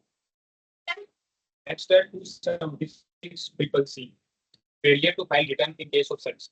अब जैसे अपन ये पढ़ा था कि सेक्शन 132 है वो सर्च एंड सीजर से रिलेटेड है। अगर कोई किसी पर्सन की सर्च चालू होती है सेक्शन 132 के अंदर, तो फिर अगर इनकम टैक्स अथॉरिटीज उसको एक स्पेशल रिटर्न होती है 158BC सबसेक्शन 1 सब क्लोज ए के अंदर, इसके अंदर उसको एक लॉक पीरियड होता है जो कि यूजुअली 10 ईयर्स का होता है। तो उस 10 ईयर्स के अंदर उसकी जितनी भी अनडिस्क्लोज्ड इनकम वो उस रिटर्न के अंदर वो बता सकता है कि मेरी पूरे पिछले 10 सालों की जो इनडिस्क्लोज इनकम थी वो उस रिटर्न के अंदर वो बता सकते हैं। अगर वो पर्सन नोटिस देने के बाद भी अगर वो 158BC सबसेक्शन 1 सब क्लोज 1 वाली रिटर्न फाइल नहीं करता है, तो इस केस के ऊपर इम्प्रिजनमेंट हो सकता है 3 मंथ से लेकर 3 ईयर्स तक का, और फाइन भी उसके ऊपर एप्लीकेबल हो सकता है। लेकिन अब ये जो रिटर्न है ये अभी इस टाइम पे ये अबॉलिश हो चुकी है, अभी ये एप्लीकेबल नहीं है ये वाली रिटर्न। ये अब नहीं, 158BC ये पुराना सेक्शन, ये usually up to period 10 years है, ये अब 6 ईयर्स हो गया है, और 158BC अभी भी एप्लीकेबल है, इसका क्लॉज चेंज हो गया है, तो ये है सेक्शन अभी भी वैलिड है, अभी भी चल रहा है, बट इसमें ईयर 6 ईयर्स हो गए। कि अगर कुछ एक्सेप्शन है कि अगर जो सर्च कंडक्ट हुई थी अगर वो आफ्टर 30 जून 1995 बट बिफोर 1 जनवरी 1997 इस पीरियड के बीच में अगर सर्च कंडक्ट हुई है तो उस केस के अंदर ये सेक्शन अप्लाई नहीं होगा। कि पहले के या इस डेट के बाद के जितने भी सर्च थी उनके ऊपर ये सेक्शन अप्लाई होगा, इस पीरियड के बीच वाली पे अप्लाई नहीं। के बाद है section 277 false statement in verification. अगर कोई पर्सन है वो ऐसा कोई स्टेटमेंट देता है जो कि गलत है इनकम टैक्स एक्ट के अंदर और वो कोई फॉल्स अकाउंट देता है, फॉल्स स्टेटमेंट देता है जो कि या तो उसे पता हो सकता है कि वो गलत है या फिर वो उसे मानता है कि वो गलत है लेकिन या फिर उसे पता नहीं था कि वो सही है या नहीं, तो इस केस के अंदर उसके ऊपर 277 का सेक्शन अप्लाई होता है। वेरिफिकेशन का मतलब हो गया कि जैसे अगर उसने इनकम टैक्स रिटर्न है जैसे कि एसएससी है वो अपना ओटीपी देके वेरीफाई करता है, ऑडिट रिपोर्ट है जैसे वो भी जो अपना क्लाइंट है वो भी साइन करता है, तो जैसे ये उसके वेरिफिकेशन है अगर उसने वेरीफाई कर दिया अपने साइन देके तो मतलब वो ये मानता है कि जो भी इन्फॉर्मेशन उसने दी है वो ट्रू है। तो इस केस के अंदर अगर उसने कोई फॉल्स इन्फॉर्मेशन दे दी तो वो ये नहीं बोल सकता कि वो मैंने वेरीफाई करी नहीं, वो अगर उसने साइन कर दिया इनकम टैक्स रिटर्न पे एफिडेविट पे ऑडिट रिपोर्ट्स पे तो ये माना जाता है कि उसने वेरीफाई किया। अगर बाद में कोई वो स्टेटमेंट है वो फॉल्स निकल जाता है तो उस केस में अगर वो टैक्स इवेजन का अमाउंट 25 लाख रुपीज से ज्यादा है तो उस केस में उसकी इम्प्रिजनमेंट होगा 6 मंथ से लेकर 7 ईयर्स तक का, और अगर वो टैक्स इवेजन का अमाउंट 25 लाख से कम है तो उस केस में उसकी इम्प्रिजनमेंट होगा 3 मंथ से 2 ईयर्स का। और इम्पोर्टेंट नोट एक ये है कि ये जो पेनल्टीज है in addition to other penalties apply होती है, अगर उस पर कोई पहले से पेनल्टी चल रही है वो तो एप्लीकेबल रहेगी उसके साथ ये पेनल्टीज उसके ऊपर और ऐड होगी। फॉल्स स्टेटमेंट इन वेरिफिकेशन का मतलब क्या हुआ कुछ बताएगा? फॉल्स स्टेटमेंट ये हो गया कि सपोज अपन रिटर्न फाइल कर रहे हैं कोई मैंने एटीसी का डिडक्शन या पॉलिटिकल डोनेशन का डिडक्शन डाला जो मेरे को पता है कि जेन्युइन नहीं है या गलत है, तो भी मैं अपनी इनकम कम करने के लिए उसको एटीसी को डाल के और रिटर्न फाइल कर दे रहा हूँ मेरा ओटीपी बता के और सबमिट कर दिया, तो इसका मतलब मेरे को पता है कि वो डिडक्शन गलत है और मैं इंटेंशनली उसको फाइल कर रहा हूँ और वो इन्फॉर्मेशन दे रहा हूँ, तो वो फॉल्स स्टेटमेंट हो गया।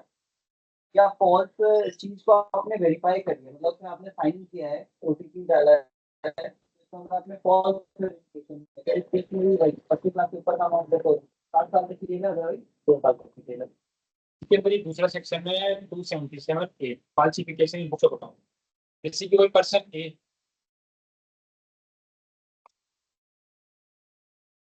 Section 277 A falsification of books of accounts and document. जैसे कि कोई पर्सन ए है तो अपन फर्स्ट पर्सन मानते हैं तो उसने कोई ऐसी है कोई एंट्री पास की है बिल्कुल ही कुछ ऐसा उसने किया कि जिससे मिस्टर बी है उनका टैक्स है वो इवेड हो जाए, पेनल्टी है या वो इंटरेस्ट है वो इवेड हो जाए। इस केस के अंदर अगर उसने कोई फॉल्स एंट्री फॉल्स स्टेटमेंट ऐसा कुछ किया बुक्स ऑफ अकाउंट्स के अंदर जो कि उसे या तो पता हो सकता है कि वो गलत है या फिर वो उसे पूरी तरह श्योर नहीं था कि वो सही है, तो इस केस के अंदर पर्सन ए पनिशेबल होगा, उसको रिग्रेस इम्प्रिजनमेंट हो सकती है 3 मंथ से लेकर 2 ईयर्स तक। अब ये सेक्शन लाया कैसे गया कि जैसे मान लो कि एक एम्प्लॉई है अब उसने कोई ऐसी एंट्री पास कर दी जिससे कि जो उसका कंपनी है या जो प्रोपराइटर है उसका टैक्स के अंदर उसकी टैक्स लायबिलिटी कम हो जाए, तो उस केस के अंदर पर्सन ये नहीं बोल सकता कि भाई मेरे को नहीं पता था या मेरे से मेरा तो क्या ही फायदा होगा इसके अंदर अगर मैं गलत एंट्री पास कर दूंगा। तो ये सेक्शन उन लोगों के लिए लेके आया था कि उनकी रेस्पॉन्सिबिलिटी अकाउंटेबिलिटी वो बनी हुई रही, तो इस केस के अंदर पर्सन ए लाइबल होगा। इंपॉर्टेंट नोट ये कि अगर बी का इवेजन प्रूफ हो या नहीं हो इससे कोई मतलब नहीं है। अगर पर्सन ए ने कोई गलत एंट्री पास कर दी जिससे कि बी का टैक्स इवेजन हो रहा है तो उस केस के अंदर पर्सन ए के ऊपर ये 277 ए का सेक्शन अप्लाई हो जाएगा और उसको इम्प्रिजनमेंट हो सकता है 3 मंथ से लेकर 2 ईयर्स तक। That's all from my side now.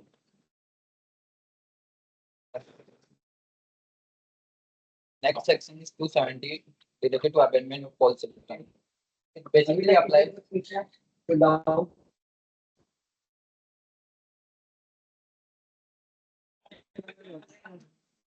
ठीक है आपने इनके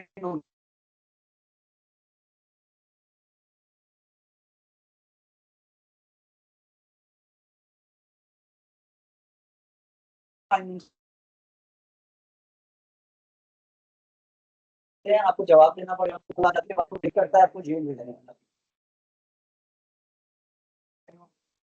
हर क्लाइंट की मिलता है, लेकिन आप उसको बाद में पता चलने के बाद पे भी नहीं कर रहे हो, उसमें कंपाउंडिंग ऑफ ऑफेंसेस होते हैं कि आप एक्स्ट्रा इंटरेस्ट देके आप उसको वो कर सकते हो, आप वो भी नहीं कर रहे हो, आप हर साल बिल्कुल ही वो सेम फॉल्ट करते जा रहे हो, आपका इस बार नोटिस आ गया, आपको वो फॉल्ट पता चल गया, आप फिर नेक्स्ट ईयर करते हो, तो फिर उस केस में वो भेज सकते हैं।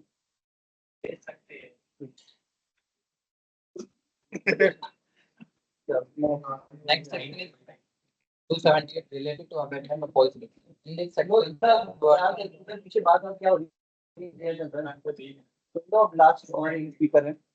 the person will be convicted who helped the individual to make a false declaration, file a false return, and provide a false account or statements about the income or fringe benefits, or to commit a fraud or offense under section 276C subsection 1 that is related to willful attempt to evade tax. तो इस section में क्या होगा कि अगर कोई person, जैसे मान लो कि टैक्स कंसल्टेंट है, उसने अपने क्लाइंट को बोला कि आप क्या करो, इतनी ये के ऊपर है, ये या जो टैक्स प्रैक्टिशनर है, जो केस है, उनके ऊपर पेनल्टी के लिए और इम्प्रिजनमेंट के लिए। तो बेसिकली अबेटर को अबेटर जानता है जो भी अपना टैक्स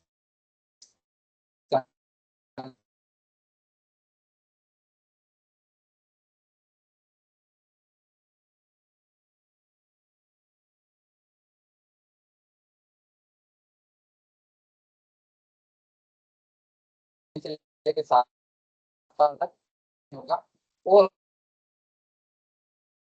अमाउंट 3 साल से लेकर 2 साल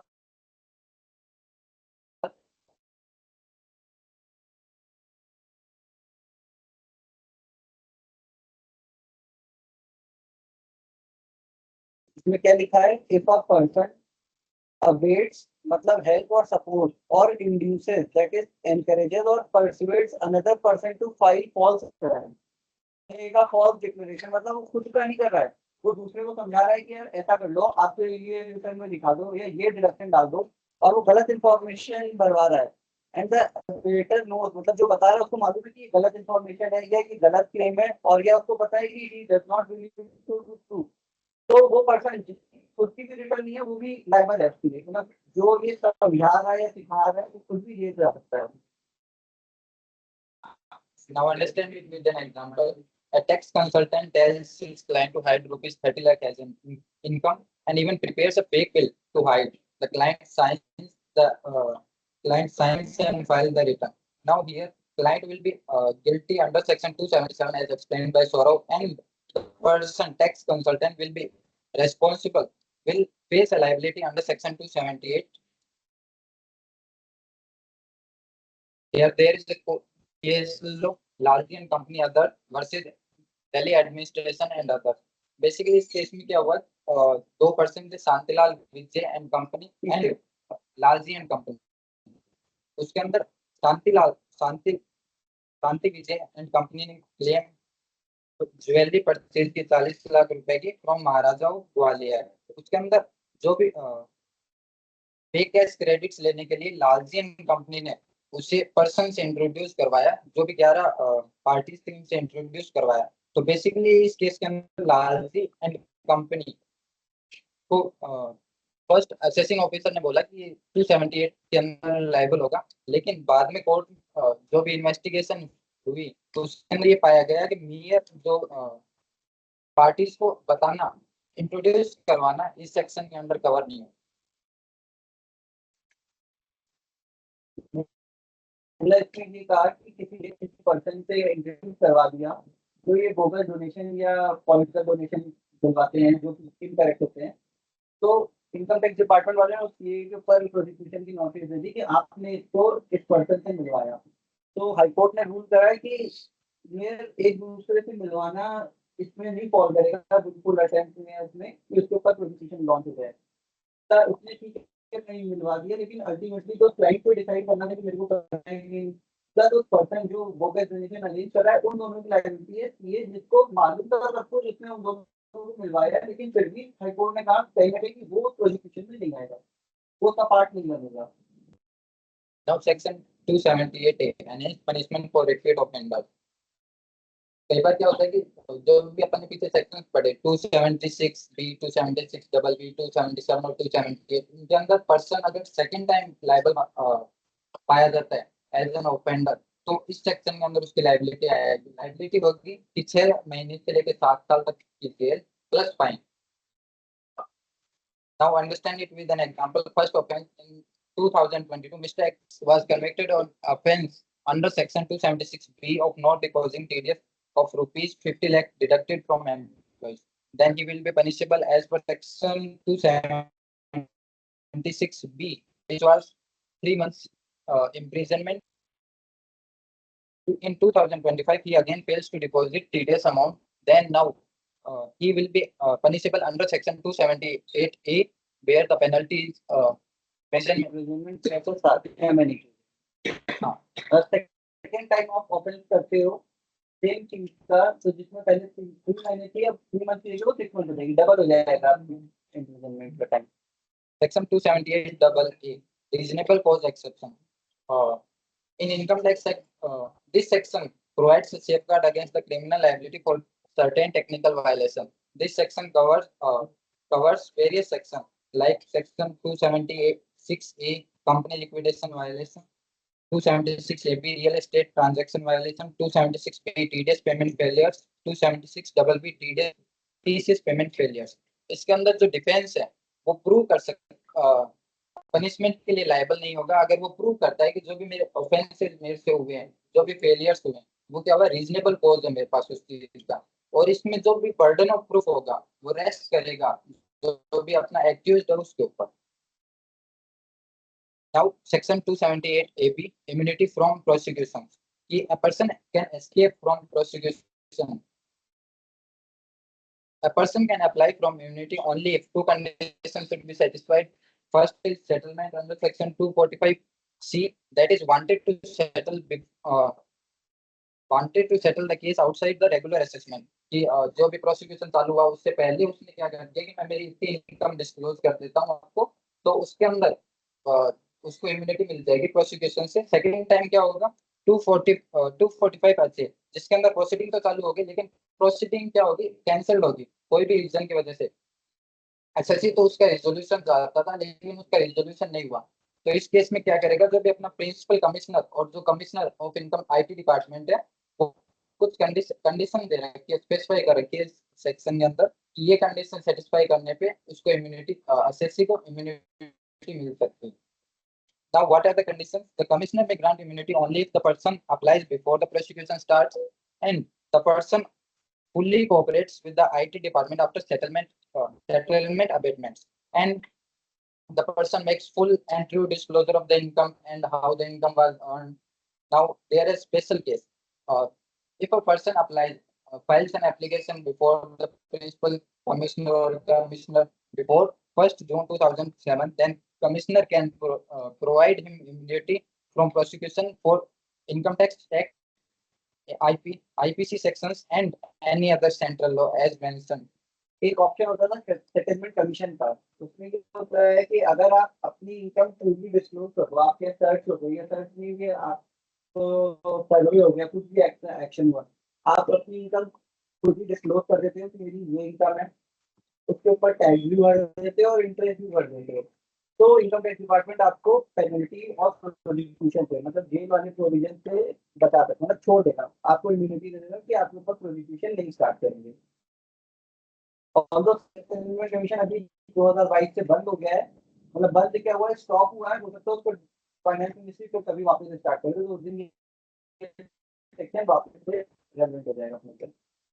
अब जो भी डिपार्टमेंट ने अपने को विड्रॉ भी की जा सकती है अगर जो भी कंडीशन सेटिस्फाई होनी चाहिए थी ग्रांट ऑफ इम्यूनिटी के लिए, वो नॉन कंप्लायंस में आ जाती है। और सेकंड चीज, वो जो भी मटेरियल पार्टिकुलर्स है तो उसने बोला था कि मैं फुली डिस्क्लोज कर दूंगा अबेटमेंट के बाद, वो फुली डिस्क्लोज नहीं करता और फॉल्स एविडेंस प्रोवाइड करता है, तो उस केस में ये जो भी अपने को प्रोटेक्शन मिली है वो विड्रॉ हो जाएगी। Upon the withdrawal of immunity the person may be tried for the original offence or any other offence connected with the proceeding. जिस सेक्शन के अंदर वो ऑफेंसेबल था तो उस सेक्शन के अंदर वो ओरिजिनली लायबल हो जाएगा इम्यूनिटी विड्रॉल का। Now section 278B corporate criminal liability. अगर कोई कंपनी में पाया जाता है कि वो टैक्स इश्यूज के ऑफेंस में है, तो not only the company but the individual involved in it for running the affairs of the company are also liable. अब इंडिविजुअल्स में कौन कौन आएंगे, director, manager, secretary, or any other person in charge or responsible for the conduct of business. अब basically क्या होगा, sub section 1 में दे रखा है जो पर्सन इंचार्ज है, जो भी डे टू डे अफेयर्स के अंदर इन्वॉल्व है, वो लायबल होंगे अनलेस दे प्रूव कि जो भी टैक्स ऑफेंस हुआ है, जो भी लॉ ब्रीच हुआ है, वो उनके वो उसके बारे में कुछ नहीं जानते। और सेकंड चीज है कि they did everything to prevent it, मतलब कि उन्होंने ड्यू डिलिजेंस अपनाया। Next sub section 2, liability due to consent और नेग्लिजेंस। अगर जो भी पर्सन इंचार्ज में नहीं है जो तो उस केस में क्या होगा, अगर उनकी कंसेंट से वो चीज हुई है या फिर उनकी नेग्लिजेंस, अगर वो ड्यू डिलिजेंस अपनाते तो जो भी टैक्स ऑफेंस था उसको रोका जा सकता था, लेकिन उन्होंने वैसा नहीं किया तो वो भी इस सेक्शन के अंदर लायबल हो जाएंगे। अगर नेक्स्ट सबसेक्शन 3 है जो company punish with fine individual with jail plus fine. अगर लॉ प्रिस्क्राइब करता है कि पनिशमेंट होगी तो उस केस में क्या होगा, कंपनी के ऊपर फाइन लगेगा और जो भी इंडिविजुअल्स है, डायरेक्टर और मैनेजर्स हैं, उनको जेल प्लस फाइन फेस करना पड़ेगा। तो वो कंपनी ने कोई एक्सपेंसेस डाल के कंपनी का प्रॉफिट कम कर दिया तो उसके जेल पहुंच जाएगा। एक 4 डायरेक्टर है, शेयर होल्डर्स हैं, अकाउंटेंट है, कौन जाएगा? तो उस केस में देखा जाएगा कि जिसने ये प्रॉफिट कम करने में जो जो पार्टिसिपेंट थे, सपोज 4 में से 2 डायरेक्टर तो एक्टिव है जो देखते थे कंपनी के मैनेजमेंट देखते थे पूरा, उनको प्रॉफिट प्रॉफिट का सब पता था, उन दोनों ने मिलकर प्लानिंग करी कि प्रॉफिट कम करना है, तो उन दोनों को जेल भेजा जाएगा। पर अगर इस इंफॉर्मेशन की नॉलेज बाकी 2 डायरेक्टर को भी थी और तो उन्होंने डायरेक्टली पार्टिसिपेट नहीं किया, लेकिन उनको पता था कि हाँ ऐसा कुछ कर रहे हैं और ये प्रॉफिट कम करने के लिए इन्होंने ये काम किया है, ये पेज बिल्स बनाए हैं, और वो शांत थे, उन्होंने रोका नहीं, तो ये माना जाएगा कि वो भी इन्वॉल्व थे उसमें, तो उन चारों को जेल भेजेंगे।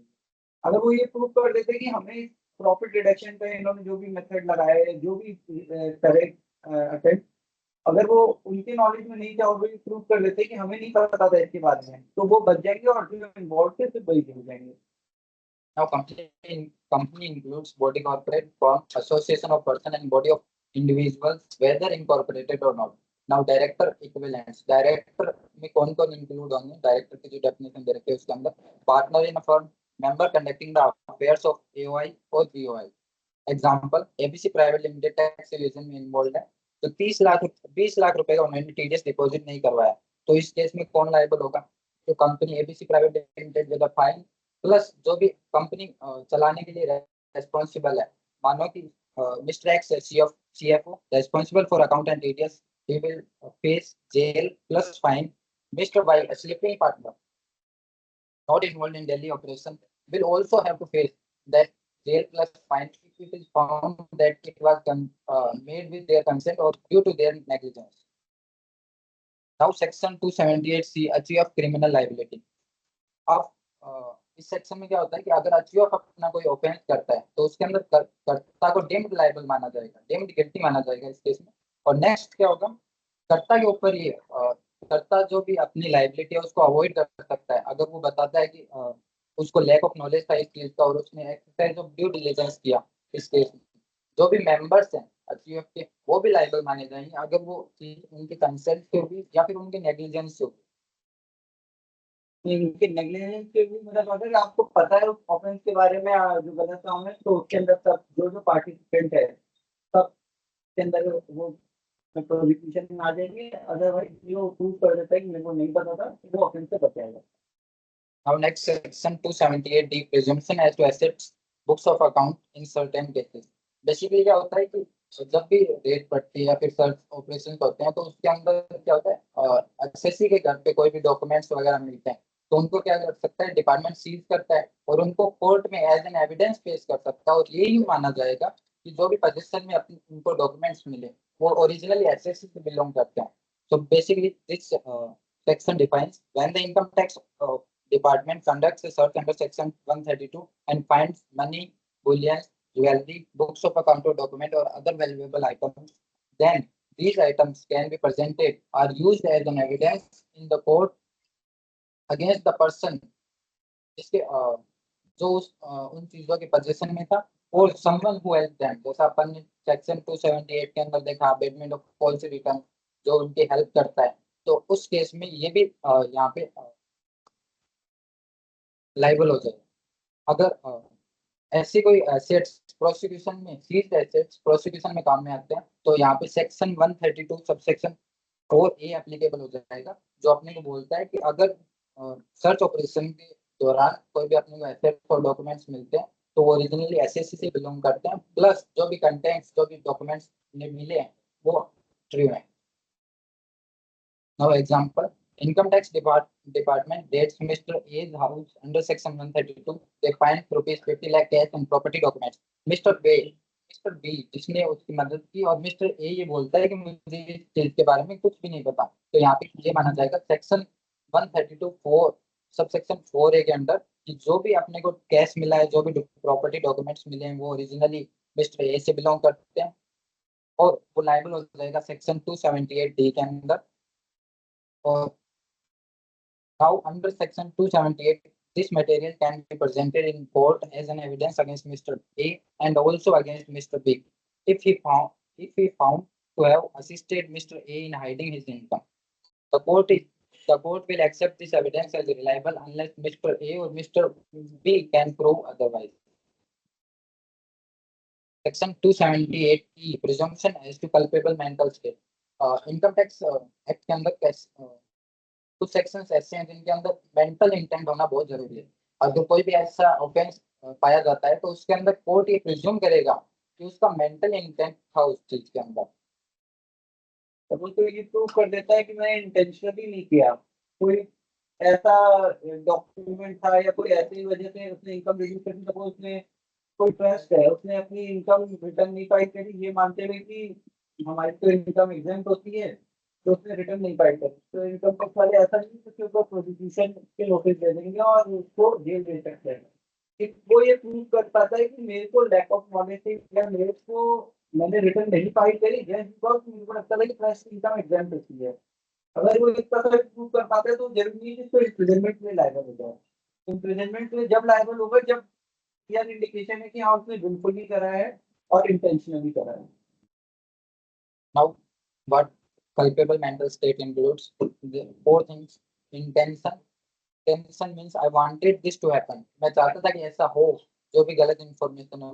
Motive, I had a reason to do it. Knowledge of the fact, I knew that this was illegal. Belief of the fact, I believe I was doing the right thing. गलत चीज को लोग मान रहे हैं, मैंने इस चीज को किया है, सही किया है। अब जो भी एक्यूज्ड है, वो प्रूफ देगा कि मैं जो भी लाइबल जान दूं कि मैंने ये काम नहीं किया, तो उस केस में क्या होगा, उसको इनोसेंस, अपनी इनोसेंस बियॉन्ड ए रीजनेबल डाउट, कि जैसे अपन प्रोबेबिलिटी मानते हैं कि 95% से ज्यादा की होनी चाहिए कि मैं ऐसा नहीं हुआ, इस केस में ये नहीं चलेगा कि मोर लाइकली देन नॉट, जो अपने सिविल केसेस के अंदर होता है, इस केस में एप्लीकेबल होगा beyond a reasonable doubt. This is a high standard. It is not easy to disapprove the presumption. Example जैसा भैया ने बताया कि अपन किसी चीज का पता नहीं था अपने को कि इसकी रिटर्न जानी चाहिए नहीं जानी चाहिए, जैसे अपने कंसीलिंग फॉरेन एसेट्स, पर्सन ने अपने जो भी फॉरेन एसेट्स है वो डिस्क्लोज नहीं किए। अभी इसके ऊपर डिपार्टमेंट तो ये मानेगा पर्सन लाइबल है, लेकिन एसएससी के ऊपर है कि वो अपना खुद को इनोसेंट प्रूव करे कि मेरे को ये पता नहीं था कि जो भी अपने फॉरेन एसेट्स है इनके लिए भी कोई डिक्लेरेशन वगैरह फाइल होती है। Now section 279 prosecution to be at the instance of the income tax authority. अब जो भी प्रोसिक्यूशन इनिशिएट होगी वो सर्टेन पर्सन्स दे रखे हैं एप्रोप्रिएट अथॉरिटी, उनकी जो भी प्रायर अप्रूवल के बिना प्रोसिक्यूशन स्टार्ट नहीं हो सकते। No prosecution under section 275A, 275B, 276 to 278 can be initiated without the prior approval of principal chief commissioner, commissioner of appeals, joint commissioner of appeals or appropriate authority as mentioned in section 269 UA. Instruction by the higher authority, the principal chief commissioner or chief commissioner or equivalent director general can issue instruction regarding the initiation of proceedings. There are certain exceptions. These exceptions are section 279 1 subsection 1A, जो बोलता है कि penalty जो भी wave of की गई है, section 270A जो बोलता है अंडर रिपोर्टिंग और miss reporting of income, section 271 subsection 1 clause 3 के अंदर जो भी बोलता है कंसीलमेंट ऑफ इनकम, मैंने कोई इनकम छुपा ली, तो उसके अंदर जो भी पेनल्टी वे वो होती है by passing an order under section 273A, तो the person will not face any prosecution under section 276C or 27 or section 277, that is for तो प्रोसिक्यूशन के लिए मतलब स्टार्ट कौन कर सकता है? डिपार्टमेंट में ऐसा नहीं कि कोई भी ऑफिसर चाहे तो प्रोसिक्यूशन की नोटिस दे दे ऑफिसर। उसके लिए सर्टिफाइड अथॉरिटी है जो कि प्रिंसिपल कमिश्नर, जॉइंट कमिश्नर, ये सब एक रैंक के ऑफिसर्स हैं जो हर सिटी में सिर्फ 4 या 5 ही होते हैं। इनकम टैक्स डिपार्टमेंट तो बहुत बड़ा है, वहाँ पे 500 ऑफिसर्स बैठे हैं, बट सिर्फ वो 5-6 लोग या 10 लोगों के पास ही पावर है प्रोसिक्यूशन स्टार्ट करने की जो इस रैंक के है। अब इसमें भी एक कंडीशन है कि अगर सपोज किसी से इनकम का एडिशन हुआ, तो एडिशन की दो चीज होती है। अगर सपोज में कोई इनकम हाइड कर रखी थी, उसका एडिशन किया, तो उसके ऊपर एक तो गवर्नमेंट इनकम टैक्स वाले टैक्स लेंगे, टैक्स लेके प्लस फिर उसको एक नोटिस देंगे कि इसके ऊपर टैक्स के साथ साथ पेनल्टी क्यों नहीं लगाई जाए, क्योंकि ये तो इनकम टैक्स डिपार्टमेंट ने जब उसको आइडेंटिफाई किया तब आपने उसके ऊपर टैक्स पे किया है, तो उस पर पेनल्टी क्यों ना लगाई जाए। सपोज किसी भी रीजन से वो अपना जस्टिफिकेशन देता है और पेनल्टी ड्रॉप कर देते हैं, उसने बोला कि मेरे को नहीं पता था ये इनकम टैक्स होती है कि नहीं होती है, या ये मेरा इंटेंशनल इवेजन ऑफ इनकम नहीं है, और उसकी पेनल्टी उसके ऊपर ड्रॉप हो जाती है, सिर्फ टैक्स टैक्स लेते हैं। तो अगर आपने पेनल्टी एक बार ड्रॉप कर दी, तो यहाँ पे लिखा है कि अगर आप पेनल्टी ड्रॉप कर सकते हो तो उसके ऊपर प्रोसिक्यूशन नहीं लॉन्च करो, मतलब पेनल्टी ड्रॉप कर रहे हो लेकिन ये मान रहे हो कि वो जेल जाना चाहिए, तो वो नहीं चाहिए। अगर आप पेनल्टी ड्रॉप कर रहे हो तो ये भी मान सकते हो कि हाँ इसका इंटेंशनल मिस्टेक नहीं था, तो उसको जेल भी इसको नहीं जाना चाहिए, क्योंकि प्रेजेंटमेंट वाली लॉ फिर उसके ऊपर नहीं है। now section 27 under exception section 279 subsection 2 compounding of offences, the principal chief commissioner or principal DG or DG can compound the offence or settle the offence. Evidence admissibility: any statement or documents made before the income tax department is admissible as an evidence even if it was given in the belief that it will waive off the penalty or compound it. ये किसी person ने अपनी 50 लाख की जो भी cash income थी वो disclose कर दी इनकम टैक्स अथॉरिटी को, इस बिलीफ में कि जो भी मेरी लाइबिलिटी है उसको क्या कर देगा डिपार्टमेंट, वेव ऑफ कर देगा। लेकिन डिपार्टमेंट ने प्रोसिक्यूशन स्टार्ट किया और पेनल्टी जो भी थी उसे हटाया नहीं, तो एसएससी ये दलील नहीं दे सकता कि मैंने तो आपको ये इनकम इसलिए बताई थी कि आप मेरे पेनल्टी वेव ऑफ कर दो। जो एसएससी ने बोल दिया एज एन एविडेंस कोर्ट में प्रेजेंट किया जाए। Next, government scheme for sanction and compounding. अब जो भी पहले क्या होता था कि एसएससी और जो कंपाउंडिंग के लिए एसएससी और जो अथॉरिटी होती है उनको डायरेक्ट इंटरफेस होता, उसके अंदर बहुत ज्यादा लेंथी प्रोसेस था, टाइम कंज्यूमिंग प्रोसेस था। तो इसको कम करने के लिए कि अपने प्रोसिक्यूशन के जो भी केसेस हैं उनका लेंथी जो भी नॉन लेंथी हो जाए, टाइम कम हो जाए उनका प्रोसेस का, तो एक डायरेक्ट इंटरफेस लाए, एक मैकेनिज्म लाए जो कि अपने मार्च 2022 के बाद एप्लीकेबल हुआ, जो इम्प्रूव करता है transparency, efficiency, accountability and use technology and team based approach. जैसे कि मैं पोर्टल पे क्या करता हूँ कि जो भी मेरा ऑफेंस है उसके लिए कंपाउंडिंग के लिए मैंने एप्लीकेशन डाल दी, तो उसके अंदर क्या करेगा, जो भी अप्रोप्रिएट अथॉरिटी है, प्रिंसिपल कमिश्नर और जो पहले मैंने बताई, तो वो क्या करेंगे उसको अप्रूव कर देंगे, और जो एसएससी है जो भी कंपाउंडिंग का ऑफेंस है टैक्स लाइबिलिटी बनती है तो वो पे कर देगा, तो इसके अंदर कोई भी प्रोसिक्यूशन की लाइबिलिटी नहीं आएगी। इससे क्या हुआ कि जो भी जो लेंथी प्रोसेस थी, जो टाइम कंज्यूमिंग प्रोसेस थी, वो क्या होगी, एलिमिनेट होगी। अब अभी तक तो अपन पढ़ रहे थे कि प्रोसिक्यूशन किन किन केसेस में लग जाएगा, कब कब आपको जेल भेज सकते हैं, बट अब जेल भेजने के लिए नोटिस आ नहीं सकते, तो अब अपने आपके पास दो ऑप्शन है, आप क्या क्या करोगे। एक तो आप ये प्रूव कर सकते हो कि मेरी इंटेंशनल मिस्टेक नहीं थी, मैं बोनाफाइड बिलीफ में था कि ये गलत नहीं है, या फिर बिल्कुल ही नहीं किया मैंने, ये आप प्रूव कर सकते हो, तो प्रोसिक्यूशन की नोटिस हो सकता है आपके ऊपर ड्रॉप कर दे, या इनकम टैक्स डिपार्टमेंट भी ड्रॉप कर दे, या हाईकोर्ट ड्रॉप कर दे, आपको जेल नहीं जाना पड़े। सेकेंड ऑप्शन होता है, एक होता है compounding of offence. Compounding of offence मतलब आप एक्सेप्ट कर लिया आपने कि हाँ यार ये मेरे से गलती हुई है, कि मैंने इंटेंशनली करी थी, तो कंपाउंडिंग ऑफ ऑफेंस करवा सकते हो। कंपाउंडिंग ऑफ ऑफेंस में क्या होगा, उसका भी एक टेबल आएगी जिसमें चार्जेस है, कितने पैसे दोगे तो आपको प्रोसिक्यूशन से रिलीफ मिल जाएगा। वो पेनल्टी का ही एक तरह से हायर वर्जन है, मतलब आपको प्रोसिक्यूशन नहीं फेस करना पड़े, उसके लिए आपके ऊपर एक हाई अमाउंट की पेनल्टी है। बट सारे ऑफेंस कंपाउंड नहीं हो सकते, मतलब कुछ कंपाउंडेबल ऑफेंस है, कुछ नॉन कंपाउंडेबल है। इनकम टैक्स ऑफिसर आया, उसने आपने वो ज्वेलरी वाला जो अपन ने केस डिस्कस किया कि रात में थी और आपने उसे पीछे से हटा दी, तो वो नॉन कंपाउंडेबल अफेंस है, उसकी कंपाउंडिंग नहीं करवा सकते हैं। उसके लिए तो आपको प्रोसिक्यूशन अगर प्रूव कर देते तो आपको जेल जाना ही पड़ेगा। तो अब कंपाउंडिंग में कैसे क्या होता है और क्या प्रोसीजर और क्या क्या चार्जेस होते हैं वो देखते हैं अपन। Now, section 279 is certain offences to be non-cognizable. दो चीज होती है, कंपाउंडिंग नॉन कंपाउंडेबल ऑफेंस तो अलग होगा, एक कॉग्निजेबल एक नॉन कॉग्निजेबल भी होते हैं। नॉन कॉग्निजेबल वो है जिसमें कि पुलिस ऑफिसर को वारंट नहीं चाहिए कोर्ट से, वो आपके घर डायरेक्ट आके आपको अरेस्ट कर सकता है। और कॉग्निजेबल ऑफेंस की हाँ एक बार उसको पहले कोर्ट से वो लेना पड़ेगा, फिर उसके बाद आपके घर आएगा। Meaning, offences under section 276B, 276C, 276CC, 277, 278 are non-cognizable. Non-cognizable means police cannot arrest without a warrant and cannot start investigation without the prior approval of the court. Legal. This section overrides the provision of CRPC, Code of Criminal Procedure 1973. Example: if someone is found to be accused of section 277, the police must wait for the court directions to investigate. They can't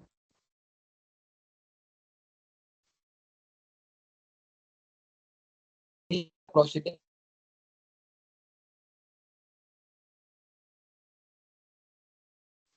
Cognizable offences are more serious crimes and non-cognizable are less serious. Example: cognizable game जैसे murder हो गया, theft हो गया या kidnapping हो गई, इसके अंदर पुलिस क्या कर सकती है, डायरेक्ट एक्शन ले सकती है और पर्सन को क्या कर सकती है, डायरेक्ट जेल में डाल सकती है। लेकिन जैसे वो पब्लिक न्यूसेंस हुआ, माइनर असॉल्ट हुआ, इन केसेस के अंदर क्या होगा, प्रायर अप्रूवल ऑफ कोर्ट लगेगी। फाइलिंग ऑफ एफआईआर मैंडेटरी होती है कॉग्निजेबल में, नॉन कॉग्निजेबल में मैंडेटरी नहीं होती। पनिशमेंट यूजुअली ये माना जाता है कि 3 साल तक की जो जेल है, इम्प्रिजनमेंट होगी, वो कॉग्निजेबल में आएंगे, और उससे कम है, 3 साल से ज्यादा है वो कॉग्निजेबल में आएंगे, और लेस देन 3 years वो अपने नॉन कॉग्निजेबल में आएंगे। अब ऐसा जरूरी नहीं है कि किसी की जैसे अपन ने पिछले सेक्शन पढ़े तो 2 साल की लिमिट है उनके अंदर, वो कॉग्निजेबल कॉग्निजेबल में नहीं है, non cognizable. Non cognizable. Court type: tried in a session court and tried in a magistrate court. Now section 279 be proof of entries in record. अगर अपने एसएससी के ऊपर रेड पड़ती है, सर्च होती है, उसके अंदर डिपार्टमेंट क्या करता है, डॉक्यूमेंट सीज करता है। उन डॉक्यूमेंट्स के अंदर अगर कोई एंट्री है या फिर कोई बात लिखी हुई है जिनकी वो या तो ओरिजिनल कॉपी ऑब्टेन करता है या उसकी कोई स्कैन कॉपी ले लेता है, जो अपन प्रिंट आउट ले लेते हैं उसके, तो उनको क्या करेगा department as an evidence in court दिखा सकता है, और वो एज एन वैलिड प्रूफ माने जाएंगे, एविडेंस माने जाएंगे। एग्जांपल है certified copy of books seized during tax raid can be used in the court to prove concealment of income. Now section 2 disclosure of information by public servant. अब जो भी tax authority है, SSC का जो भी data है, उनको क्या नहीं कर सकते, पब्लिक नहीं कर सकते, मीडिया या फिर किसी और को नहीं दे सकते, कंप्यूटर। इनकम टैक्स ऑफिसर के ऊपर ये मतलब पेनल्टी है, ये भी एक बार वापस से बोलना। इस सेक्शन में क्या होता है कि बेसिकली जो भी टैक्स अथॉरिटी है वो भी अपना जो एसएससी है जो इंफॉर्मेशन है मीडिया में पब्लिश नहीं कर सकती, ना ही कंप्यूटर्स को दे सकती है, क्योंकि ये वायलेशन हो जाएगा सेक्शन 138 सब सेक्शन 2 का, जिसमें बोलता है कि a person income tax authority cannot disclose the information of his SSC until the prior approval of SSC. मतलब इनकम टैक्स ऑफिसर भी ऐसा नहीं है कि एक इन्फॉर्मेशन को अपनी पब्लिक कर दे या अपनी इन्फॉर्मेशन लेके कॉम्पिटिटर्स को दे। तो ऐसा लगता है सरस्वती ग्लोबल वालों से मंगवा रहे हो और जयपुर हट वालों को दे दे रहा है सेम बिजनेस में, तो ये काम अगर कर रहे हैं तो उनके ऊपर भी प्रोसिक्यूशन की नोटिस आ सकती है। प्रायर सैंक्शन अगर जो भी अपना इनकम टैक्स अथॉरिटी का पर्सन है उसके अंदर अगर आप डिनाई करते हो तो ब्लॉक प्रोसिक्यूशन तो भेज चुके हैं, कौन है ये बात करते हैं प्रोसिक्यूशन क्या ये भी ये मैं होगा कोई बाद में इसको 5 बार 6 बार तो एक्सेप्ट कर रहा है, क्या देख रहा है तो ब्लॉक कर दो तो नहीं दे रहे हो उसके एब्सेंट लगा देना है। पब्लिक सर्वेंट पे प्रोसिक्यूशन इनिशिएट नहीं हो सकती जब तक सेंट्रल गवर्नमेंट की अप्रूवल नहीं आ जाती। जैसे if a tax officer leaks taxpayer data to media or competitors, action can be taken only after the central government allows it. अरे Now section 280 special courts. Special courts क्या होते हैं? Certain section जो अपन ने पीछे सेक्शन पढ़े, इनके अंदर क्या कर सकते हैं central government in consultation with chief justice of high court, जो भी अपना मैजिस्ट्रेट और फर्स्ट क्लास है उसे स्पेशल कोर्ट डिक्लेयर कर सकता है कि जो भी इन केसेस के अंदर ऑफेंसेस होंगे तो इनके जो भी डिसीजन या फिर रेजोल्यूशन निकलेंगे वो स्पेशल कोर्ट ही उस केस के अंदर डिसीजन दे सकता है.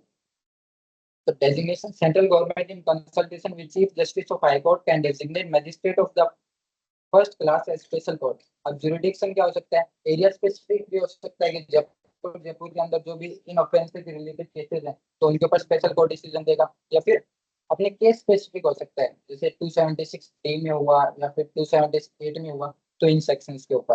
अब मान लो कोई बंदा कोई भी पर्सन इनकम टैक्स एक्ट के अंदर भी पनिशेबल है और आईपीसी के अंदर भी पनिशेबल है, तो इन केसेस के अंदर स्पेशल कोर्ट आईपीसी के जो भी सेक्शंस हैं उनके अंदर भी जो भी ऑफेंसेस हैं उनके ऊपर भी डिसीजन ले सकता है. Example, special court designated to handle section 276C offense can also try related offense like under section IPC in the same. Now section 280B offenses triable by special court. अब special court designate तो कर दिया, अब उनके अंदर जो भी cases आएंगे जैसे सेक्शन 276C जो अपन ने पिछले एग्जांपल में देखा, तो उनके रिलेटेड जो भी ऑफेंसेस होगा वो स्पेशल कोर्ट देखेगा. ये हो गई exclusive jurisdiction and transitional provision कि अगर किसी स्पेशल कोर्ट डेजिग्नेट करने से पहले किसी कोर्ट के अंदर वो ऑफेंस चल रहा था तो वो उसी कोर्ट में चलेगा अंटिल उसका कोई रिजोल्यूशन नहीं आता. इसलिए इस केस में स्पेशल कोर्ट डिसीजन नहीं ले सकता. एंड कंप्लेंट रिक्वायर्ड, इस केस में क्या होगा कि स्पेशल कोर्ट खुद जाके इनिशिएट नहीं कर सकता proceeding until the income tax authority pass and complaint or file and complaint. Special court अपने से कोई भी पर्सन के ऊपर मतलब ऑफेंस का कॉग्निजेंस नहीं ले सकता जब तक इनकम टैक्स वाले कोई आगे केस नहीं भेजे कि हाँ इसके ऊपर ऑफेंस चलना चाहिए या कोई नोटिस नहीं है. तो स्पेशल कोर्ट ऐसा नहीं है कि यार मेरे को लगता है कि ऐसी गड़बड़ कर रहा है तो मैं ही बुला लूँ, पहले इनकम टैक्स वालों को गड़बड़ लगना चाहिए फिर वो आगे स्पेशल कोर्ट की तरफ. Now section 280C trial as summon case. अगर आपने इम्प्रिजनमेंट अप टू 2 इयर्स है या फिर फाइन उसके सामने फाइन है तो ट्रायल जो भी होगा अपना समन केस से रिलेटेड होगा. ये provision of CrPC relating to summon case one apply. Practically क्या होता है कि जो भी अपने केसेस होते हैं क्रिमिनल वाले तो उसके अंदर क्या होता है सबसे पहले एफआईआर फाइल होती है. एफआईआर फाइल होने के बाद में एसएससी को ट्रायल पे बुलाया जाता है, समन किया जाता है, ग्रांट बेल्स भी ग्रांट होती हैं और उसके बाद में जो भी एविडेंस प्रेजेंट होते हैं और उसके बेसिस पे जो भी कंक्लूजन निकलता है बेसिकली ये प्रोसीजर इन केसेस के अंदर चलेगा. Failure to deduct TDS section 276B with imprisonment up to 2 years will be tried summarily in more streamlined way. Section 280D CRPC applies to special court. जो भी अपने क्रिमिनल प्रोसीजर कोड की 1973 के जो भी प्रोसीजर्स हैं वो अपने स्पेशल कोर्ट पे अप्लाई होंगे. जो उससे कि अपना जो भी एडवोकेट होगा प्रोसिक्यूटर होगा मिनिमम एक्सपीरियंस उसके पास 7 साल का होना चाहिए और उससे नॉलेज होनी चाहिए जो भी अपने टैक्स लॉज है उनके. CrPC applicability except where excluded. इसमें कुछ एक्सेप्शन दे रखे हैं कि अगर सेंट्रल गवर्नमेंट चाहे तो इन चीजों से उसको क्या कर सकता है एक्सक्लूड कर सकता है. Provision of CrPC will apply जो भी अदर केसेस होंगे स्पेशल कोर्ट पे include rules bail bond prosecution procedure. Public prosecutor के लिए कौन सी क्वालिफिकेशन होगी 7 साल मिनिमम 7 इयर्स का एक्सपीरियंस होना चाहिए plus specified knowledge of law होनी चाहिए. प्रोसिक्यूटर रोल, जो भी प्रोसिक्यूशन कंडक्ट की जाएगी स्पेशल कोर्ट के अंदर वो ये मानी जाएगी कि जो सीआरपीसी के अंदर कंडक्ट की जा रही है. Now these are the compounding charges under. ये ध्यान से सुन लो इस बार, ये लास्ट 2 स्लाइड 3 स्लाइड होती हैं कि कंपाउंडिंग कैसे होगा. किसी को अगर प्रोसिक्यूशन का नोटिस आ गया है तो कंपाउंडिंग कैसे कर सकते हैं, कितने पैसे लगेंगे. 276A prior to 1/4/2023 failure to comply with the provision of section 178(1) and section 178C that is related to liquidator, then he will be he can compound the offense by submitting a fees of rupees 10,000 for each such offense. Now section 275A, which is related to a person contravenes the order under section 132 subsection 3 और subsection 1. तो इस case में liability क्या होगी? 10% of highest of total income declared or assessed in the last 7 years. पिछले 7 सालों में जो भी अपने हाईएस्ट इनकम हुई है उस पे जब 10% of higher 10% including year of search subject to minimum 5 crore, अगर मिनिमम देखें तो 5 करोड़ की लाइबिलिटी पे कर दो और आपको जो भी कंपाउंडिंग ऑफेंस था उससे कर दिया जाएगा। सपोज इनकम टैक्स सर्च में उन्होंने कहा था कि ये आइटम है जिसको हम सीज नहीं कर रहे लेकिन लेकिन इसको आप हमारे पीछे से बेच नहीं सकते या इसको हटा नहीं सकते और वो पीछे से बेच देता है सपोज नेक्स्ट डे, तो उस केस में क्या है मिनिमम कंपाउंडिंग फीस है 5 करोड़ रुपए। अगर या तो आपको जेल जाना पड़ेगा और अदरवाइज 5 करोड़ रुपए सिर्फ कंपाउंडिंग फीस जमा करने में जो आपकी टैक्स में भी नहीं एडजस्ट होगी। तो ये है कंपाउंडिंग चार्जेस। अब 275B same as 275A, 276 party tax recovery is related है removal, concealment, transfer or delivery of property to thwart tax recovery. 75% of outstanding tax or the recovery amount sought to be thwarted through the removal, concealment, transfer, whichever is lower. या 75% हो या फिर जो भी अपन tax amount evade करना चाहते थे तो उसका जो भी इसमें लोअर होगा तो इसके अंदर कंपाउंडिंग के चार्जेस हैं। Now section 276 B failure to pay TDS. इस केस में क्या होगा 1.5% पर मंथ और part of month of amount of tax in default for a period of default. Default कब से कब तक माना जाएगा? डिफॉल्ट पीरियड होगा जब से अपन ने टीडीएस काटा और टीडीएस जमा कराने की डेट तक। तो इसके इस पीरियड का जो भी टैक्स बनता है 1.5% पर मंथ और पार्ट ऑफ मंथ से तो इसके अंदर एप्लीकेबल होगा। 276BB टीसीएस से related same as 276B। Next 276C subsection 1 that is willful attempt to evade tax 125% of tax amount sought to be evaded। वो मान लो कि 10,000 1 करोड़ रुपए इवेड करना था 125% 1 करोड़ 25 लाख रुपए उसे जमा करवाने पड़ेंगे एज एन कंपाउंड।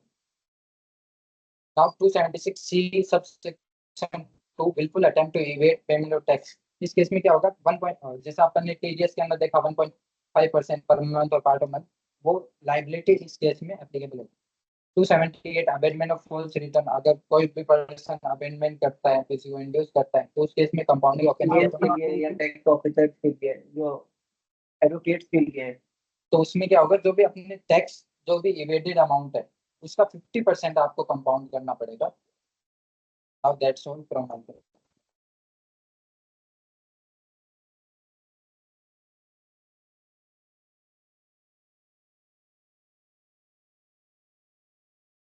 समझ में आया? किसी को कुछ पूछना है कंपाउंड